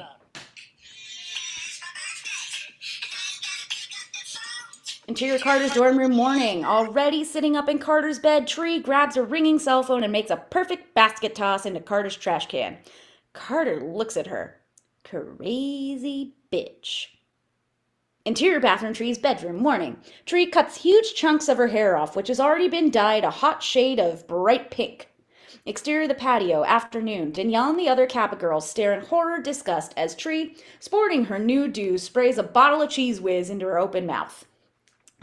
Exterior Gregory's house, night. Gregory escorts Stephanie. He's in a tux. She's in a gown out of their upscale house. Close on the pad as Stephanie's name is crossed out. Gregory's sedan pulls out of the circular driveway. Tree is suddenly tackled by her killer. Tree falls backward into a koi pond. She manages to knock the mask off, but the killer shoves her head underwater. Tree's POV. Through the rippling water, she can't make out the identity of her attacker. Interior Carter's dorm room, morning. Tree wakes up and instantly leans over Carter's bedside to puke a stream of pond water on Carter. Gross. Exterior the campus, morning. Shot tastefully, Tree scrolls down the thoroughfare completely naked. Angle on the studying pair as they look up and see Tree. The sprinklers go off, but they don't even react because they're too stunned. Angle on the student protester. Stop global warm. No. She sees Tree and pulls her clipboard back. Angle on the frat pledges who follow Tree's naked body with shocked grins. So distracted are they, nobody notices when the exhausted brother passes out. Angle on the stairs where Tree crosses paths with Keith. His eyes look like they're going to shoot out of his head. As Tree streaks by, she winks at him. Keith turns too quickly to follow Tree and loses his footing. He eats shit down the stairs. Yes, nominee for best nude scene. Agreed. Exterior street on campus. Afternoon. Tree is walking with Danielle when a student bumps Danielle. A black card falls out of her bag. Tree grabs it. It's just like the one she found in her room earlier. Danielle looks guilty. Whoopsies. Tree attacks her and a cat fight ensues. They're right on the street. Few bystanders try to stop them. Danielle and Tree fall off the sidewalk and onto the street. We hear a horn blare one long note. Tree and Danielle both turn as an oncoming bus speeds toward them. They both scream in unison, then splat. Insert Tree's suspect list as Tree crosses off Danielle's name. Exterior thoroughfare, night. Tree, donning army fatigues and camo face paint, makes herself small behind a tree. Tree behind a tree.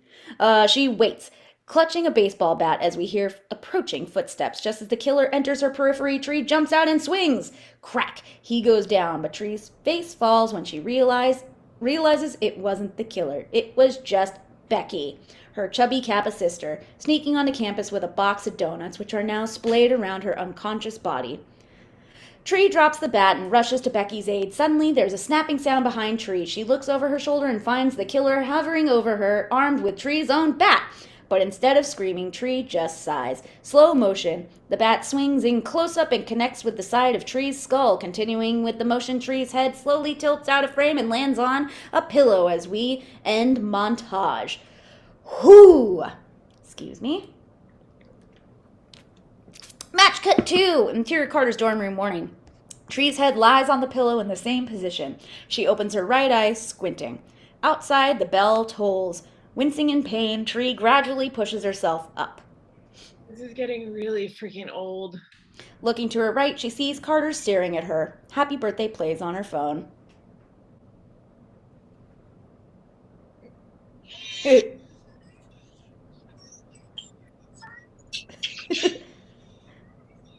Tree stands, she grabs her phone and dismisses the call from her father. Oh my god. I don't know if you. She holds her hand up. Carter, a moment. Carter nods as Tree shuffles over to his desk and unearths the toiletry bag. She helps herself to his aspirin. How did you? He watches Tree pour 2, 3, 6 pills into the palm of her hand. I don't think you're supposed to take that many. You could die. If only it were that easy. Water, por favor. As Carter retrieves a bottle from his bedside, Tree is already at his door. She pulls it open. The lanky freshman is already there, but before he can even say it... Hi, I'm the so-called fine vagine. Yes, vagine! Freshman to Tree. How the hell did she know that he was going to say that? And if that's the way you refer to girls, you and your hand are going to have a very long-lasting relationship. Tree pushes him back gently. Thanks for stopping by. And she closes the door in the freshman's stunned face. Turning around, Carter is still wearing the same confused look on his face. Tree takes the bottle of water from him and knocks back the pills before chugging down what's left of the water. She tosses the empty bottle on the floor and finally acknowledges Carter's dumbfounded stare. What? Are you always this charming in the morning? Just this one. Tree pulls her t-shirt off. Carter spins around as she starts getting dressed. So, bad dream? Sorry? You were screaming before you fell out of the bed. Oh, I was dying. Again. Dressed, she turns around. It's a long story. I've got nothing to do. Trust me, you'll think I'm bonkers. Tree bends down to grab her shoes and starts to leave, but the same damn sticker gives her pause. Today is the first day of the rest of your life. Tree turns around. Seriously? I hate this sticker. Interior hallway, Carter's dorm continuous. Carter catches up with Tree at the stairs. Why are you following me? I hate when people start something and they don't finish. Look, no offense, but there's really no point in explaining any of it to you. Every time I try, I end up sounding crazy, which at this point, I must be. She reaches the exit. Exterior campus continuous. Tree puts her shoes on just outside the dorm. Carter is still talking to her. This is my favorite damn scene. So you're having bad dreams. I took an elective course on neurocognition and dream content. Hooray for you. Maybe I can help. Can you stop me from reliving the same day every day only to be murdered by someone I may or may not know? Carter stops. Huh? Thought so. Tree keeps going. Carter catches up again. You literally think you're reliving the same day? Yep. And somebody kills you. Yep again. They pass the student protester. Stop global warming! She thrusts the clipboard at Tree, who takes it and hands it off to Carter. It stalls him, leaving Carter in Tree's wake. He has to run and catch up yet again. Come on, you're just messing with me, right? You don't seriously think you're reliving the same day. Annoyed, Tree stops. Car alarm. What? Just then, the car alarm goes off. Tree turns, facing the pair studying on the lawn. Sprinklers. She snaps her fingers and the sprinklers go off. Tree grabs Carter by his shoulders and turns him to face the frat pledges. See that pledge over there? The one with the baseball cap? She points to the exhausted frat pledge. Yeah? He's going to pass out right now. Thump! He goes down on cue. Shocked, Carter slowly turns and looks at Tree. Any further questions? Interior Dairy Queen, afternoon. Muzak plays softly in the background as Tree noisily sucks down the last drops of her Oreo Blizzard through a straw. Carter is staring at her, mouth agape. Please stop looking at me like I have a dildo taped to my forehead. Sorry, I'm just trying to work this whole thing out. How's that going for you? I guess it's kind of like that movie Groundhog Day, only you're not Bill Murray, and instead of zany fun, you're being violently butchered. Well, you're a nerd.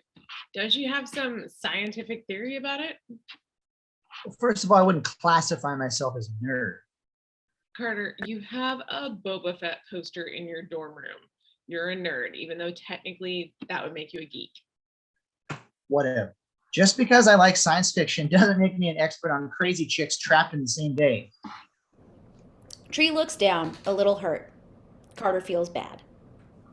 Look, if I were you, I would stop trying to figure out how it was happening and start figuring out why. What do you mean? There has to be a reason you're stuck in this day. Out of all the days of your life, this day must have some kind of meaning. But it's like any other day, except the dying part. Suddenly, Tree's phone rings. She looks at her caller ID. It's Dad again. Tree thinks of answering it, but she balks. It's your birthday. Hello? So what? Birthdays are just excuses people make to eat cake and get presents and shit. There's no real meaning to your birthday. It's symbolic. Whoever is killing you knows it's your birthday. Here. Carter unfolds a napkin and removes a pen from his shirt pocket. Tree stares at the pen. Okay, that's nerdy. Let's move on. Who knows it's your birthday today and who would want to kill you? Well, thanks to my sorority sisters, the whole school knows it's my birthday.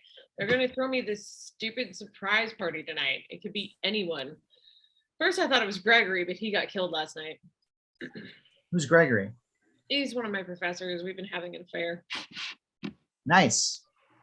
Hey, mister, I brought a drunk girl home and took advantage of her. Don't judge. For the record, I didn't take advantage of you. I slept on the couch. Wait, we didn't. No, you were wasted and I was worried you'd fall or choke on your own vomit like Janis Joplin. Sitting across from her in the booth, Tree discovers two things about Carter. He's probably the sweetest guy in the whole world, and he's actually kind of cute. But she's not letting her guard down. Well, thanks, but I would have been fine. Yeah, I can see that. Tree manages a laugh. It's the first time we've seen her smile like this. Exterior of the campus, afternoon. Carter is walking Tree back to her house. The sun is out, the flowers are in bloom, and if they weren't talking about Tree dying violently every day, the moment would seem almost romantic. There has to be somebody you didn't think of. That's it. Everyone who'd want to kill me had a solid alibi. But it could be somebody who knows you, but you don't necessarily know them. Carter, that's just dumb. Do you know how many dozens of people that could be? I'd spend the rest of my life trying to figure that out. I'd spend the rest of my life dying trying to figure that out. That is true. Carter snickers. What? You just said you'd have to spend the rest of your life dying. It was ironic. Get it? Rest of your life dying? Sorry, I'll shut up now. They reach Tree's house. She plops down on the short wall and releases an exasperated sigh of defeat. Can I ask you a dumb question? Go for it. Why don't you just leave the country? Oh, you mean like on my private jet? I don't even have a passport. Look, my parents gave me a credit card for emergencies. You have a driver's license, right? Well, that's it then. We'll put you on a plane. Europe, Mexico, whatever. By the time you get there, it'll be tomorrow. Even if they send you back because you don't have a passport, it'll still be the next day. You'll be home free. You do that for me? Well, my parents will freak when they get the bill, but if it means keeping you alive, yeah, of course. Pre-lap, a horn beeping. Interior Carter's VW Jetta, dusk. Carter and Tree are stuck in a long line of cars trailing back from the interstate on-ramp. This is ridiculous. There aren't even enough people in this stupid town to make a traffic jam. God, I hate this day. Carter clears his throat. So apart from the obvious reasons, why are you so down on your birthday? I just think it's dumb. He looks at her, and he is not buying that answer. My mom and I were born on the same day. And you've had to share it all your life and it pisses you off? No, the opposite. It was always the best day of the year. I'd get to skip school. We'd go to the beach. My dad would get mom and I this big cake, and there was always just one candle on it. Dad said it was because on this one day, the greatest people he knew were born. Mom said it was because the cake would look like a bonfire if both of our ages were on it. Her smile fades. Carter sees the sadness in Tree's eyes. She died, huh? Tree nods as she shoves her hurt back down. 3 years ago, cancer.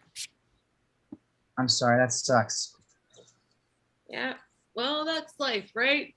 Everybody dies, some more than others. Inching closer to the on-ramp, Tree suddenly sits up in her seat, her gaze fixed ahead. Oh my God. Angled on, a police officer. Directing the traffic around a small fender bender, we immediately recognize him as the same cop that pulled Tree over before. He died. Who? It was my fault. I made it happen. Tree looks stricken with guilt as she watches the cop dutifully waving the cars around toward the on-ramp, completely unaware that 3 cars away, a young girl he's never even met has seen him die violently. Turn around. What? Take me back. Tree, I'm getting you out of here. Reaching over, Tree grabs the steering wheel. Exterior highway continuous. The car behind Carter slams on its brakes as Carter's car flips a bitch, swerving into oncoming traffic. Narrowly escaping a major accident, Carter slips into the flow of traffic heading back towards campus. Close on, the police officer, shaking his head disapprovingly as he continues to direct cars and donuts. Interior Carter's car continuous. Checking his rearview mirror, Carter sighs with a mix of relief and frustration. Are you crazy? Every time I try to run, somebody dies. Nick, Gregory, that cop. If I leave, who knows how many more people will die. So then what? I don't know, okay? I don't know. Carter turns back to look at her. His face is so sympathetic. It clams and it calms Tree's frayed nerves like a salve. Looking ahead, the horizon is ablaze with a crimson glow as the school's bell tower rises above the woods, ominous, foretelling. I know one thing. No more running. Interior second floor hallway, Kappa House evening. A vexed Danielle bumps into Tree as she exits Tree's room holding Tree's blouse. Where were you? You ditched our house meeting. Danielle, I'm sorry. I'm going through a lot right now. It's mandatory, Tree. I just finished telling your roommate the same thing. If you guys want to be Kappa sisters, you have to stick to the schedule or else you're out. Then I'm out. Tree yanks her top out of Danielle's hand and walks off. Danielle is floored. Have fun back in the dorms. Biatch. Interior Tree's bedroom evening. Lori is zipping up a small bag when Tree enters the room. As she flops down on the bed, Tree notices the cupcake sitting on the nightstand. She just bit you out too. I so could not care less. You two fighting? Danielle and I? No. You and Gregory. He asked where you were, said you didn't show up to his class. I can't even think about that right now. I'm off. I have A double shift, I know. Right. Lori starts out the door but stops. Something is on the tip of her tongue, but she chickens out. See you later. Bye. Lori leaves. Tree lays back down on her bed. Exhaustion and pain have taken their toll as she easily dozes off. Interior Tree's bedroom later. Tree wakes up, looks at the clock. 9:19. Danielle bangs on the door before entering in a huff. She's all dolled up, sans Tree's totally cute top. Well, it was supposed to be a surprise, but since you're being a total bitch, I've decided to spoil it. The party is at the Sigma House tonight, and it is a surprise birthday party for your ungrateful ass, so I suggest you suck it up and go. Just don't even try talking to me when you're there. Got it? Danielle storms off, like the bitch she is, slamming the door behind her. Instead of getting upset, Tree grabs the cupcake Lori made her and peels off the paper shell. She's about to take a bite when blackout. Damn it! The lights come back on, and so did the power on my computer, apparently. And Tree finds the cupcake resting upside down on the floor. So much for that. Tree picks it up and dumps it in the trash. She turns the TV on. The Road Rules Marathon is still playing.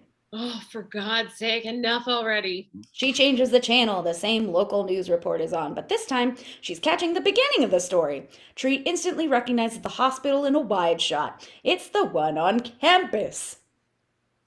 I'm standing outside Potsdam University Hospital where suspected murderer Joseph Toombs is being treated for a gunshot wound following a deadly shootout this morning that left one officer dead. Tree slowly rises from her bed as they cut to Toombs' mugshot. Toombs was the subject of a nationwide manhunt that ended after a 5-month pursuit across 4 state lines that left 6 known female victims. Authorities are still not sure if Toombs is responsible for the murders of more than a dozen of other victims he claims to have buried across the vast deserts of the Arizona and New Mexico deserts. All right, Travis, close on Tree's stunned face. Oh my God, that reporter is drunk. And he's been here this whole time. Flashback in Tree's mind in 3, 2, 1. Tree is running from Gregory in the hospital. As she passes the room where the officer's empty chair sat, she catches a split-second glance at the closed door. In the tiny glass window, we see specks of blood. Back on Tree as she realizes... Oh my God, he's going to escape! Interior 4th floor hospital night. The same nurse is reading her Harlequin novel when Tree runs up to her station, startling her. He's going to escape! Call the police! Who? Joseph Toombs! Just call the cops! Tree runs down the hall. She catches a glimpse of the guarding officer as he enters the room. Wait, don't go in there! He didn't hear her. Tree spots a fire axe mounted on the wall. She retrieves it and approaches Toombs' room. Behind her, the nurse calls after Tree. Excuse me, what are you doing? Tree ignores her, yeah, girl, held that lighter, and enters the room. Interior hospital room continuous. The first thing Tree sees is the empty hospital bed with a pair of arm restraints dangling from the guardrails. Moving deeper into the room, Tree discovers the officer's body lying on the other side of the bed. His throat has been slit. His gun is missing from its holster. Aye. Tree turns around and finds her killer standing behind her. That's a pretty big axe you got there, little girl. Toombs raises the officer's stolen handgun. Tree starts to swing the axe. Toombs fires twice. Both bullets ricochet off the blade, knocking the axe out of Tree's grip. Because I'm a Jedi. Yeah, bitch. Aw, shit. Tree bolts for the door. Toombs goes after her. Interior 4th floor hospital continuous. Running out the door, Tree slams into the nurse. What are you? Run! Tree tries to grab her, but the nurse pauses to peer in the room. Bam, bam, bam! 3 rapid-fire shots take the nurse down. Tree screams and runs for the elevator. She sees another nurse in the hall and she bolts for the elevator. By the time Tree reaches her, the elevator doors are already closing. Wait! Too late, the doors close on Tree. Toombs rounds the corner. Tree is trapped in the smaller reception area. I know, right? What a bitch. He laughs, cold-blooded and mocking. Backed against the elevator door, Tree watches helplessly as Toombs advances, gun raised and ready to fire. Suddenly, Carter appears behind Toombs. He tackles Toombs. The gun goes off twice before falling from his grip. Tree is quick to grab the gun. She aims it at Toombs and fires. Click! Tree's eyes widen in horror. That motherfucker is empty. Without missing a beat, Toombs pulls a hunting knife tucked away and drives the blade into Carter. Carter! He's dead. Tree backpedals away from the elevator as Toombs rises to his feet. Tree turns and runs down another corridor. It dead ends at a door marked stairs. Interior stairwell, bell tower, continuous. Assuming it was another fire exit, Tree discovers the stairs only go up toward the bell tower. Toombs bursts through the door. Tree races up the wooden steps of this small, cramped stairwell. Metal candle holders line the wall. Come on, sconces. Toombs is close behind. He lunges when Tree reaches back and kicks him hard in the gut. He slips back a few steps. She kicks him again, square in the face, shattering part of the mask, exposing half of Toombs' demented grin. Catching her ankle, he yanks her hard and she nearly tumbles atop him. Tree's kicking at him, but his grip is ironclad. Toombs snaps a metal candle sconce, from the wall, prepared to stab her with the jagged metal edge. He brings it down hard. Tree dodges the blow as the pointed edge jams into the soft wood of the stair. Tree seizes the moment and claws his face as hard as she can. Toombs screams in agony, misery, whoa! Wriggling out from under him, Tree clamors for the entrance to the bell tower. Interior bell tower continuous. Moments later, Toombs steps into the loft. He looks. Where could she have gone? There's no way out. Tree is standing on the railing. He's confused. She's 3 flights up. He notices the rope leading from the bell tower is tied around her neck. She turns and glares him in the eye. See you tomorrow, asshole. She leaps. In midair, the rope pulls taut. The bell rings out as we slam cut. Interior Carter's dorm room, morning. Outside, the bell is still tolling as Tree's eyes snap open. She sucks in a breath of air and exhales with a wheeze. Tree looks pale. We don't know how many more lives she's got left. But her eyes are filled with purpose. She knows who her killer is, and she's not afraid anymore. Tree sits up and sees Carter staring at her. You're up. I wasn't. Weak but elated to see him alive, Tree jumps out of bed and throws her arms around Carter. Thank you. I can't believe you tried to save me. Carter's body is rigid in Tree's awkward embrace. He finally pats her back cordially. No biggie. She pulls away as her cell phone plays.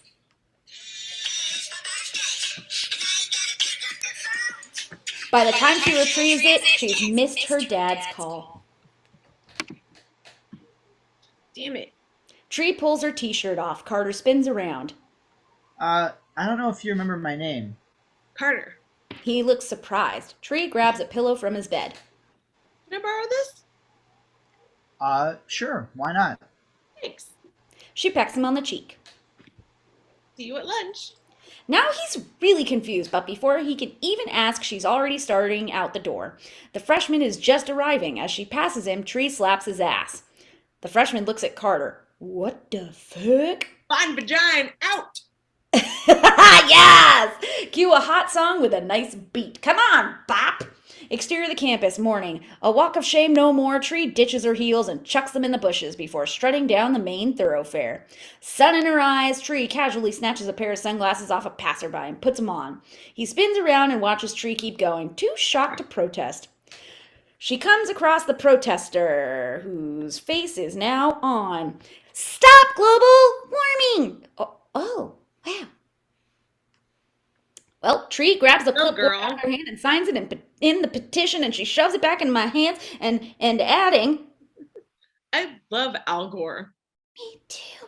Next stop, the frat pledges. Not a Willie or a Sam, I am. I'm woman named Henry. Henry the Eighth, I am. Bitches. Second verse, same as the first. Oh, Henry the Eighth, I am. Henry the Eighth, I The exhausted frat pledge starts to go down, but his fall is broken by Tree. She gently lays him down and sticks the pillow under his head. He's already out like a light as Tree plants a kiss on his forehead. A hush has fallen over the cheering crowd of onlookers. Tree doesn't pay attention to them as she keeps going. Reaching the end of the quad, Tree starts down the steps. She sees Keith up ahead and waves to him. Hey, Keith. He almost has a heart attack as she gives him a bear hug. Have a great day. Thanks. As he watches Tree go, his confused expression yields to a smitten grin. Interior Kappa Delta house morning. Striding up the stairs, Tree is accosted by Danielle. Oh my god, you sneaky biatch! Tree turns around. His name is Carter. We didn't have sex, but if I make it through today alive, I think I'm gonna have his babies. Gotta go. Love ya. Tree's really racking up the baffled expressions today. Interior Tree's bedroom, morning, dressed and ready for the biggest day of her life, Tree smiles as Lori exits the bathroom. She finally rolls in. Lori, I'm late for class, but I just wanted to say I'm sorry for being such a terrible roommate. I know you've been seeing somebody and you couldn't even talk to me about it, and that's wrong. I should have been there for you, but I want to change that starting today. Are you okay? Never better. Interior Dr. Butler's science class, morning. Late for class, Tree enters the lecture hall. The door squeaks open, drawing everyone's attention, including Gregory's as he turns from the chalkboard. Only Tree doesn't sit down. Dr. Butler, a word, please. Interior hallway outside Gregory's class. Moments later, Tree is already waiting outside as Gregory practically explodes out of the lecture hall. What the hell do you think you're doing? Ending this. Wait, what? I wish I'd never started seeing you. It was wrong. Anyway, I can't change that, but I can start doing the right thing today. Gregory laughs. It's smug and condescending. What lame self-book did that come from? You know something? You have a wife who really loves you. If you can't be committed to her, at least have the balls to leave her. That shut him up. Tree starts off. Don't expect me to let you coast by in my class now. Already dropped it. Yeah, birdie bird. It's the word before disappearing out that door. Exterior lunch patio afternoon. The Kappa lunch meeting is in full swing. Danielle is holding court when she sees Tree approach the table with a tray full of junk food. She sets it down and instantly dives into a wedge of cheesecake. Everyone is staring at her like she's a leper. This is totally amazing. Becky arrives with her tray, including a sandwich, pasta salad, and the notorious glass of chocolate milk. As she sits down, did I miss the memo? Sorry? What's up with the fat fest? We're Kappas! Tree shoves her plate of cheesecake toward Danielle. Live a little, hun. A few calories won't kill you. No, they'll just turn me into a chunker like Becky here. Becky looks at her like she's going to die. She starts going to get up with her tray of food. She doesn't see Carter coming. Smash! They collide, only this time Tree is ready as she nimbly ducks out of the way. Becky's chocolate milk flies off the tray and splashes all over Danielle. Tree cracks up. Stop yelling at me in the chat. I didn't choose it. I'm so sorry. Don't be. That was perfect. Becky starts laughing with Tree. Danielle gets up. And as more people see her dripping, they start laughing down. Shut up! Her tantrum only makes them laugh harder. Bursting into tears, Danielle runs off with some of her Kappa cronies chasing after her. I didn't mean to. I love you too, Becky. Tree grabs him and plants a big kiss on his lips. She finally pulls away. Carter's eyes are as wide as saucers. What was that for? Happy Birthday starts playing again on Tree's cell phone. It's Dad! Again.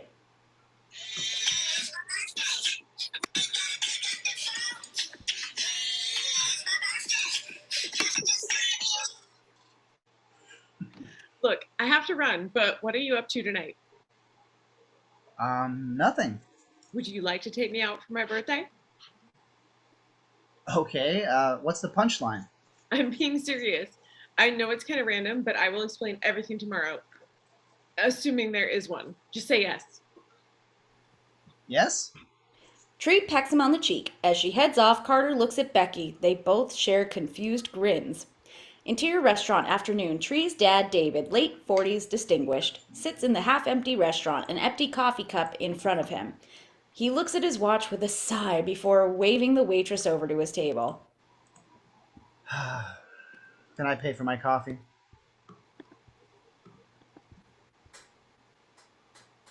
Can I? Miss? Ah, you're not Excuse going me. to eat, honey? No thanks, just the check. The waitress leaves. David fishes out his wallet and removes a 10. But when he looks up, he finds Tree standing there. Hi, Daddy. Sorry I'm late. Tree takes a seat across from him. She can tell he's hurt. You look nice. I like the tie. David looks down at his tie. Thanks. An uncomfortable silence fills the air. Tree looks down, ashamed she's let the distance between them get this far. How's school? It's fine. Dad, I don't want to do that anymore. Do what? You know, small talk. David looks surprised by her forthrightness. This day is just so hard. I miss her so much, and I thought if I just avoided it and you, it'd be easier, but it's worse. All this running and hiding has made me so unhappy, and I think I finally figured it out. It took something crazy for me to get it, but I'm here and I love you, and I'm so sorry for hurting you. Tree's dad looks visibly moved. Tree wipes her own tears away. David takes her hand and kisses it. Happy birthday, baby. Thanks, Daddy. New shot from across the room. We see Tree and David engaged in conversation, picking up where they left off 3 years ago. Interior Tree's bedroom evening. We're close on a chef's knife as Tree slides it into the back of her jeans before hiding the handle with a tight t-shirt. Pulling her hair back into a ponytail, she glances at her reflection in the mirror. Her eyes say all we need to know. She is ready to take control of her destiny. Teresa Geldman is going to make it to Wednesday the 19th, even if it kills her.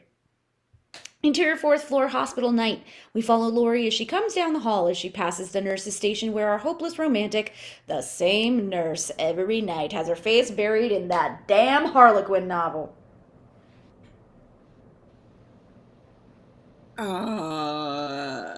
It's not me. Dina. I swear I don't read that many romance novels anyway. I'm taking my break. Back in a few, and then you can go back to our Bridgerton novels. Yes, come on, Bridgerton Fest. The nurse does not look up. She just answers with a, "Okay." Lori steps into the elevator. As the doors close, we see the adjacent doors open, revealing Tree. Our heroine slips by the nurse's station. Much to her relief, she finds the officer just sitting down outside Toombs' room with his hot cup of coffee. Tree quietly approaches him. He looks up at her, surprised. Help you? Tree brings a finger to her mouth, shushing him. This is going to sound crazy, but Joseph Toombs is going to escape tonight. Come again, crazy lady. Please just check on him. Stop eating your donuts and check on him.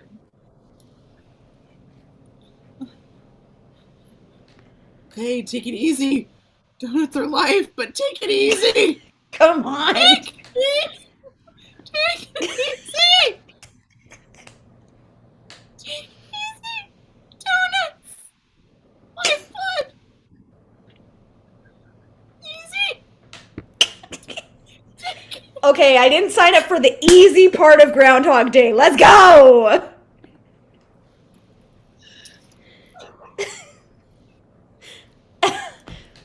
Anne, am I going to read your line for you?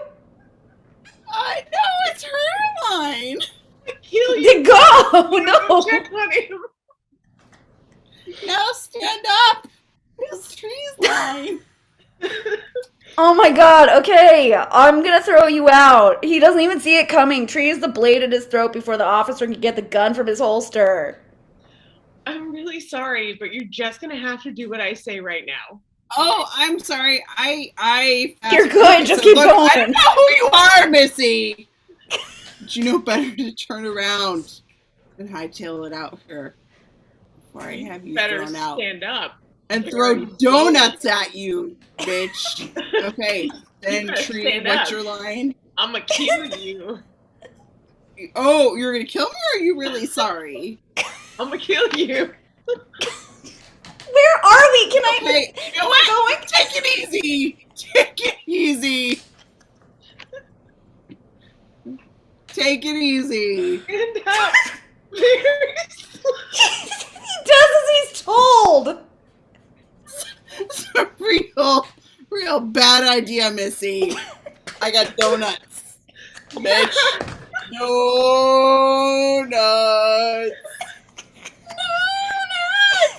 Please, Tree, open the door. Interior hospital room What continues. else is a real bad idea? Getting killed again. Open the goddamn door. Tree's relieved to find Toombs is still asleep in his bed. See, bitch? The donut said he's safe and sound in his bed. That This rhymed. police officer eater did not take his donut flavored schizo pills today. He nudges the officer closer. Shoot him. Closer. No, shoot him. Shoot him in the head. Closer! Closer! Look, he's not. Shoot him in the head. They both don't see that Toombs' eyes. Closer! They What? They do not see as Toombs' eyes slowly open.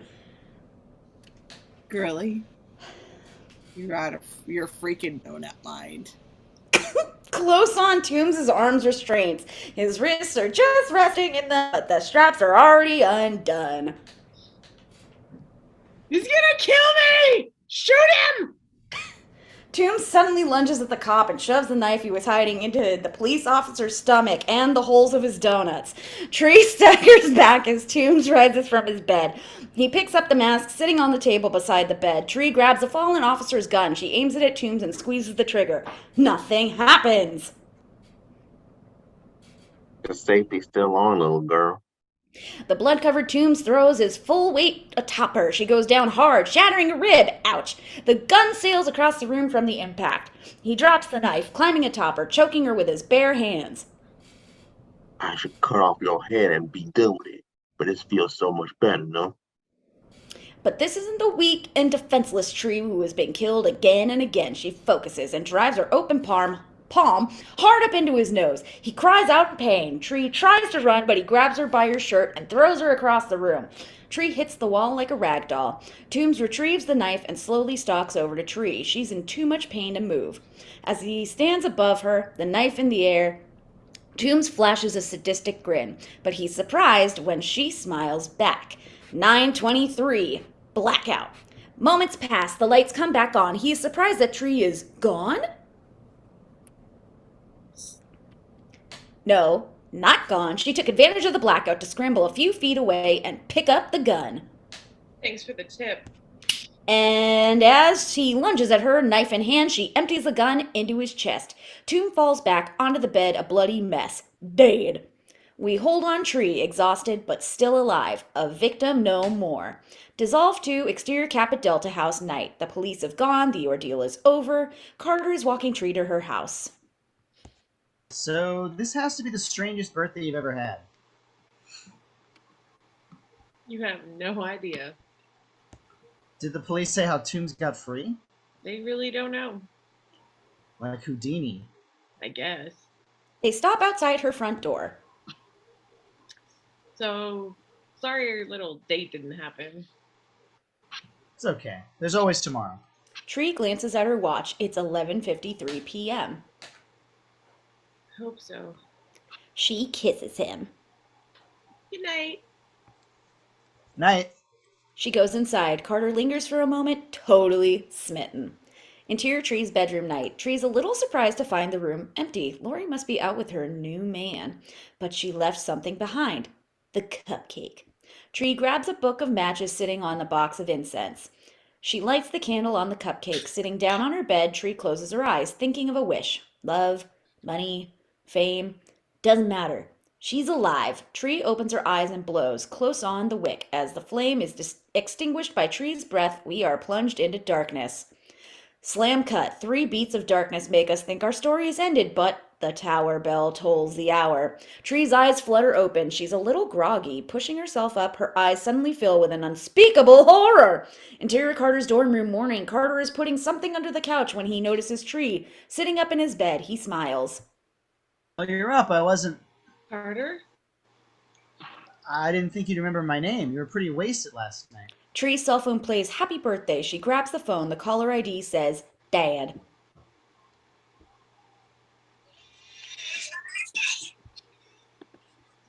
No. This can't be happening. This can't be happening. She jumps out of bed. I killed him. Who? What are you talking about? She pulls her t-shirt off. Carter spins around. You probably just had a bad dream. It happens to me whenever I drink too much. But when he turns around, Tree's already gone. He frowns. Nice one, dickweed.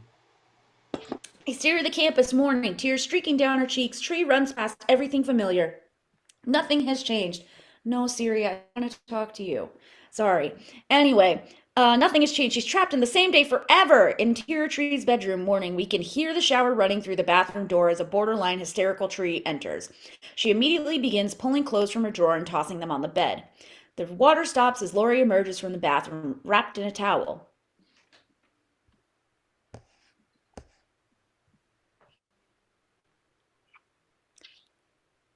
Lori. I suppose that's me. Yeah.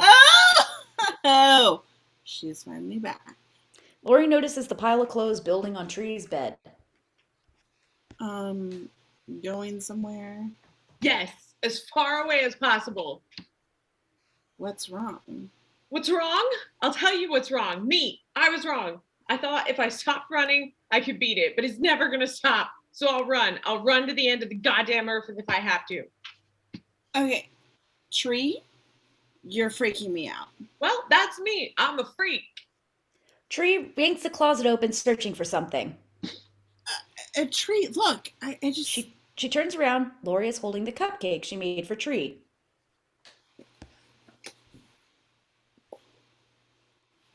Happy birthday! Thanks, but I already ate it last night. Tree freezes. Last night.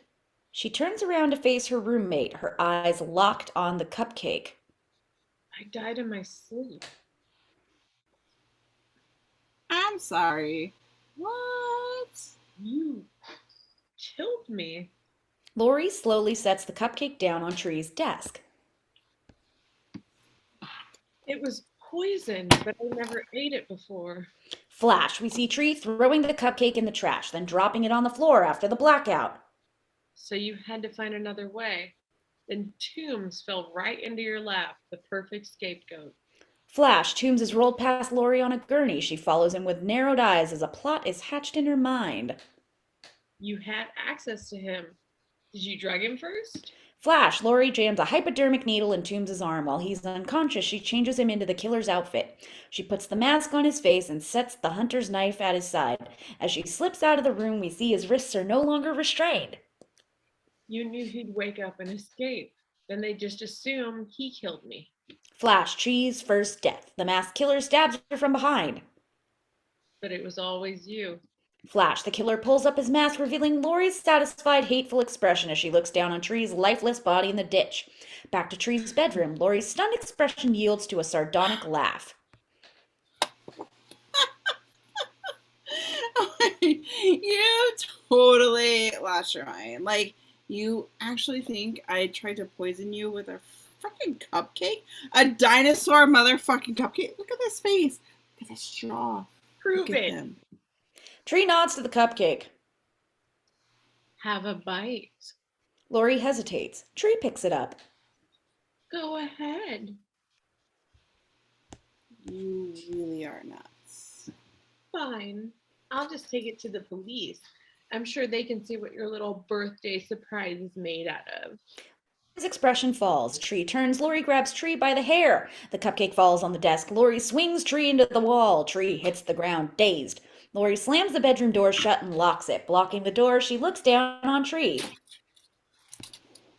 You stupid little whore. Whore. Hi. You don't know. Maybe because you wouldn't stop sleeping with him. Gregory? Oh, yeah. But he kept chasing you over me. Me. Guess all he really wanted was a cheap little slut like you. But what I want to know is, how did you figure it out? Because you've killed me before. I guess I'll just have to do it all over again. Tree runs for the window, but Lori tackles her. She flips Tree over. Grabbing her by her hair, Lori begins bashing her head against the floor. Suddenly, there's a loud knock at the door. Lori stops for a second and immediately covers Tree's mouth with her hand. What the hell is going on in there? Oh my god, like, everything's just totally fine. She just, like, totally felt like, oh my god, she's so totally okay. Oh my god. In her like, totally.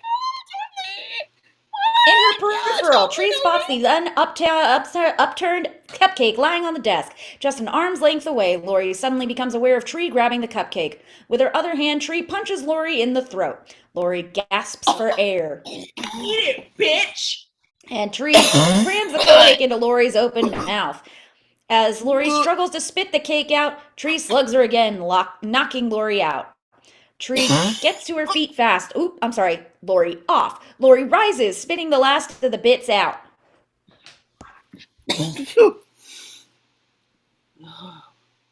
You are dead now. Looking up, Tree spies a built-in bookshelf over the window where Lori is standing with the last of her strength. Tree jumps up and catches the shelf with both hands and then kicks Lori through the window. Bye. Exterior Kappa Delta house, continuous glass and wood explode as Lori sailing through the window. Oh. Her body bounces off the ledge. Before flipping over backwards, there's a skull-crushing thud as Lori hits the stone walkway 2 stories below. Interior Tree's bedroom continuous. Danielle's door pounding has intensified with all of the commotion. What in the hell is that? Angle on Tree, battered and fading. Lori ate my cupcake. You can hear some of the sorority sisters' screams outside as Tree's eyes roll back into her head as she passes out cold. Fade in exterior Potsdam University Hospital morning. It is a beautiful sunny morning. Half a dozen local and national news vans parked out front, all covering the story of the day. Interior intensive care ward morning. Tree wakes up in the hospital bed. Beside her is Carter and her dad. What day is it? Wednesday. You slept all night. Wednesday, 19th? That's right. Oh, I made it. She smiles, starts to get up, but can't. You're not supposed to move. You've been banged up pretty bad. She lets them lower her back down. Do you remember anything? Lori, she's dead? He shakes his head. The police know everything. They found her journal. She takes Carter's hand, then her dad's. Tree is grateful. Just then, Dr. Winter appears. She needs her rest. You can visit her later. I love you. I love you. Love you too. Damn it, Tree! As Dad starts off, Carter steals a little kiss. Prince Chama! I know, it's fine. Just get your head back together again, and then now you're gonna get a cute little kiss. Carter adds. You still owe me a date. Tree smiles. They leave alone with Dr. Winter. Tree winces. Can I get something for the pain?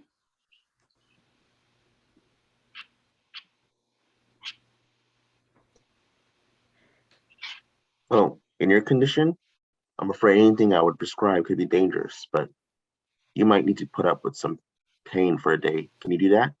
Tree smiles. I can handle one day. Believe me. Dr. Winter excuses himself. Tree closes her eyes, soaking in the sunlight of this new day, pouring through the window when she's suddenly aware of a shadow over her.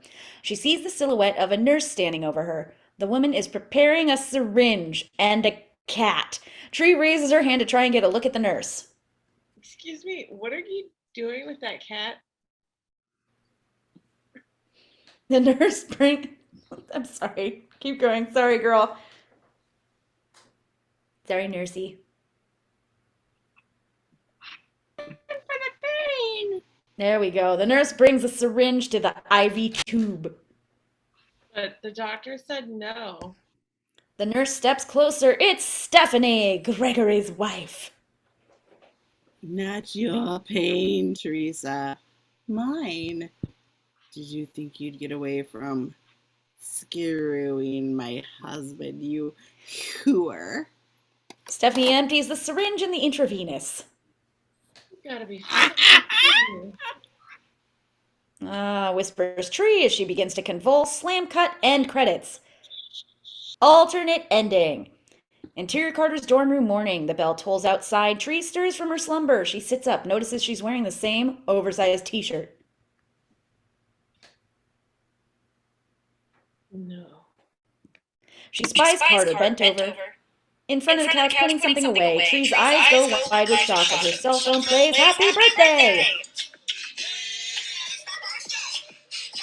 She grabs it. Close on the LCD screen, it says private number. Tree, what? Carter turns around holding his cell phone. He laughs as he snaps it shut. Tree's cell phone instantly stops ringing as she realizes he was just fucking with her. You think that's funny? Hilarious. Grabbing a pillow, Tree takes a swing and misses. Carter tackles Tree onto the bed. Pinning her down, he goes in for the kiss, but suddenly, Tree pushes him back. She looks worried. What's wrong? What if I get stuck in this day?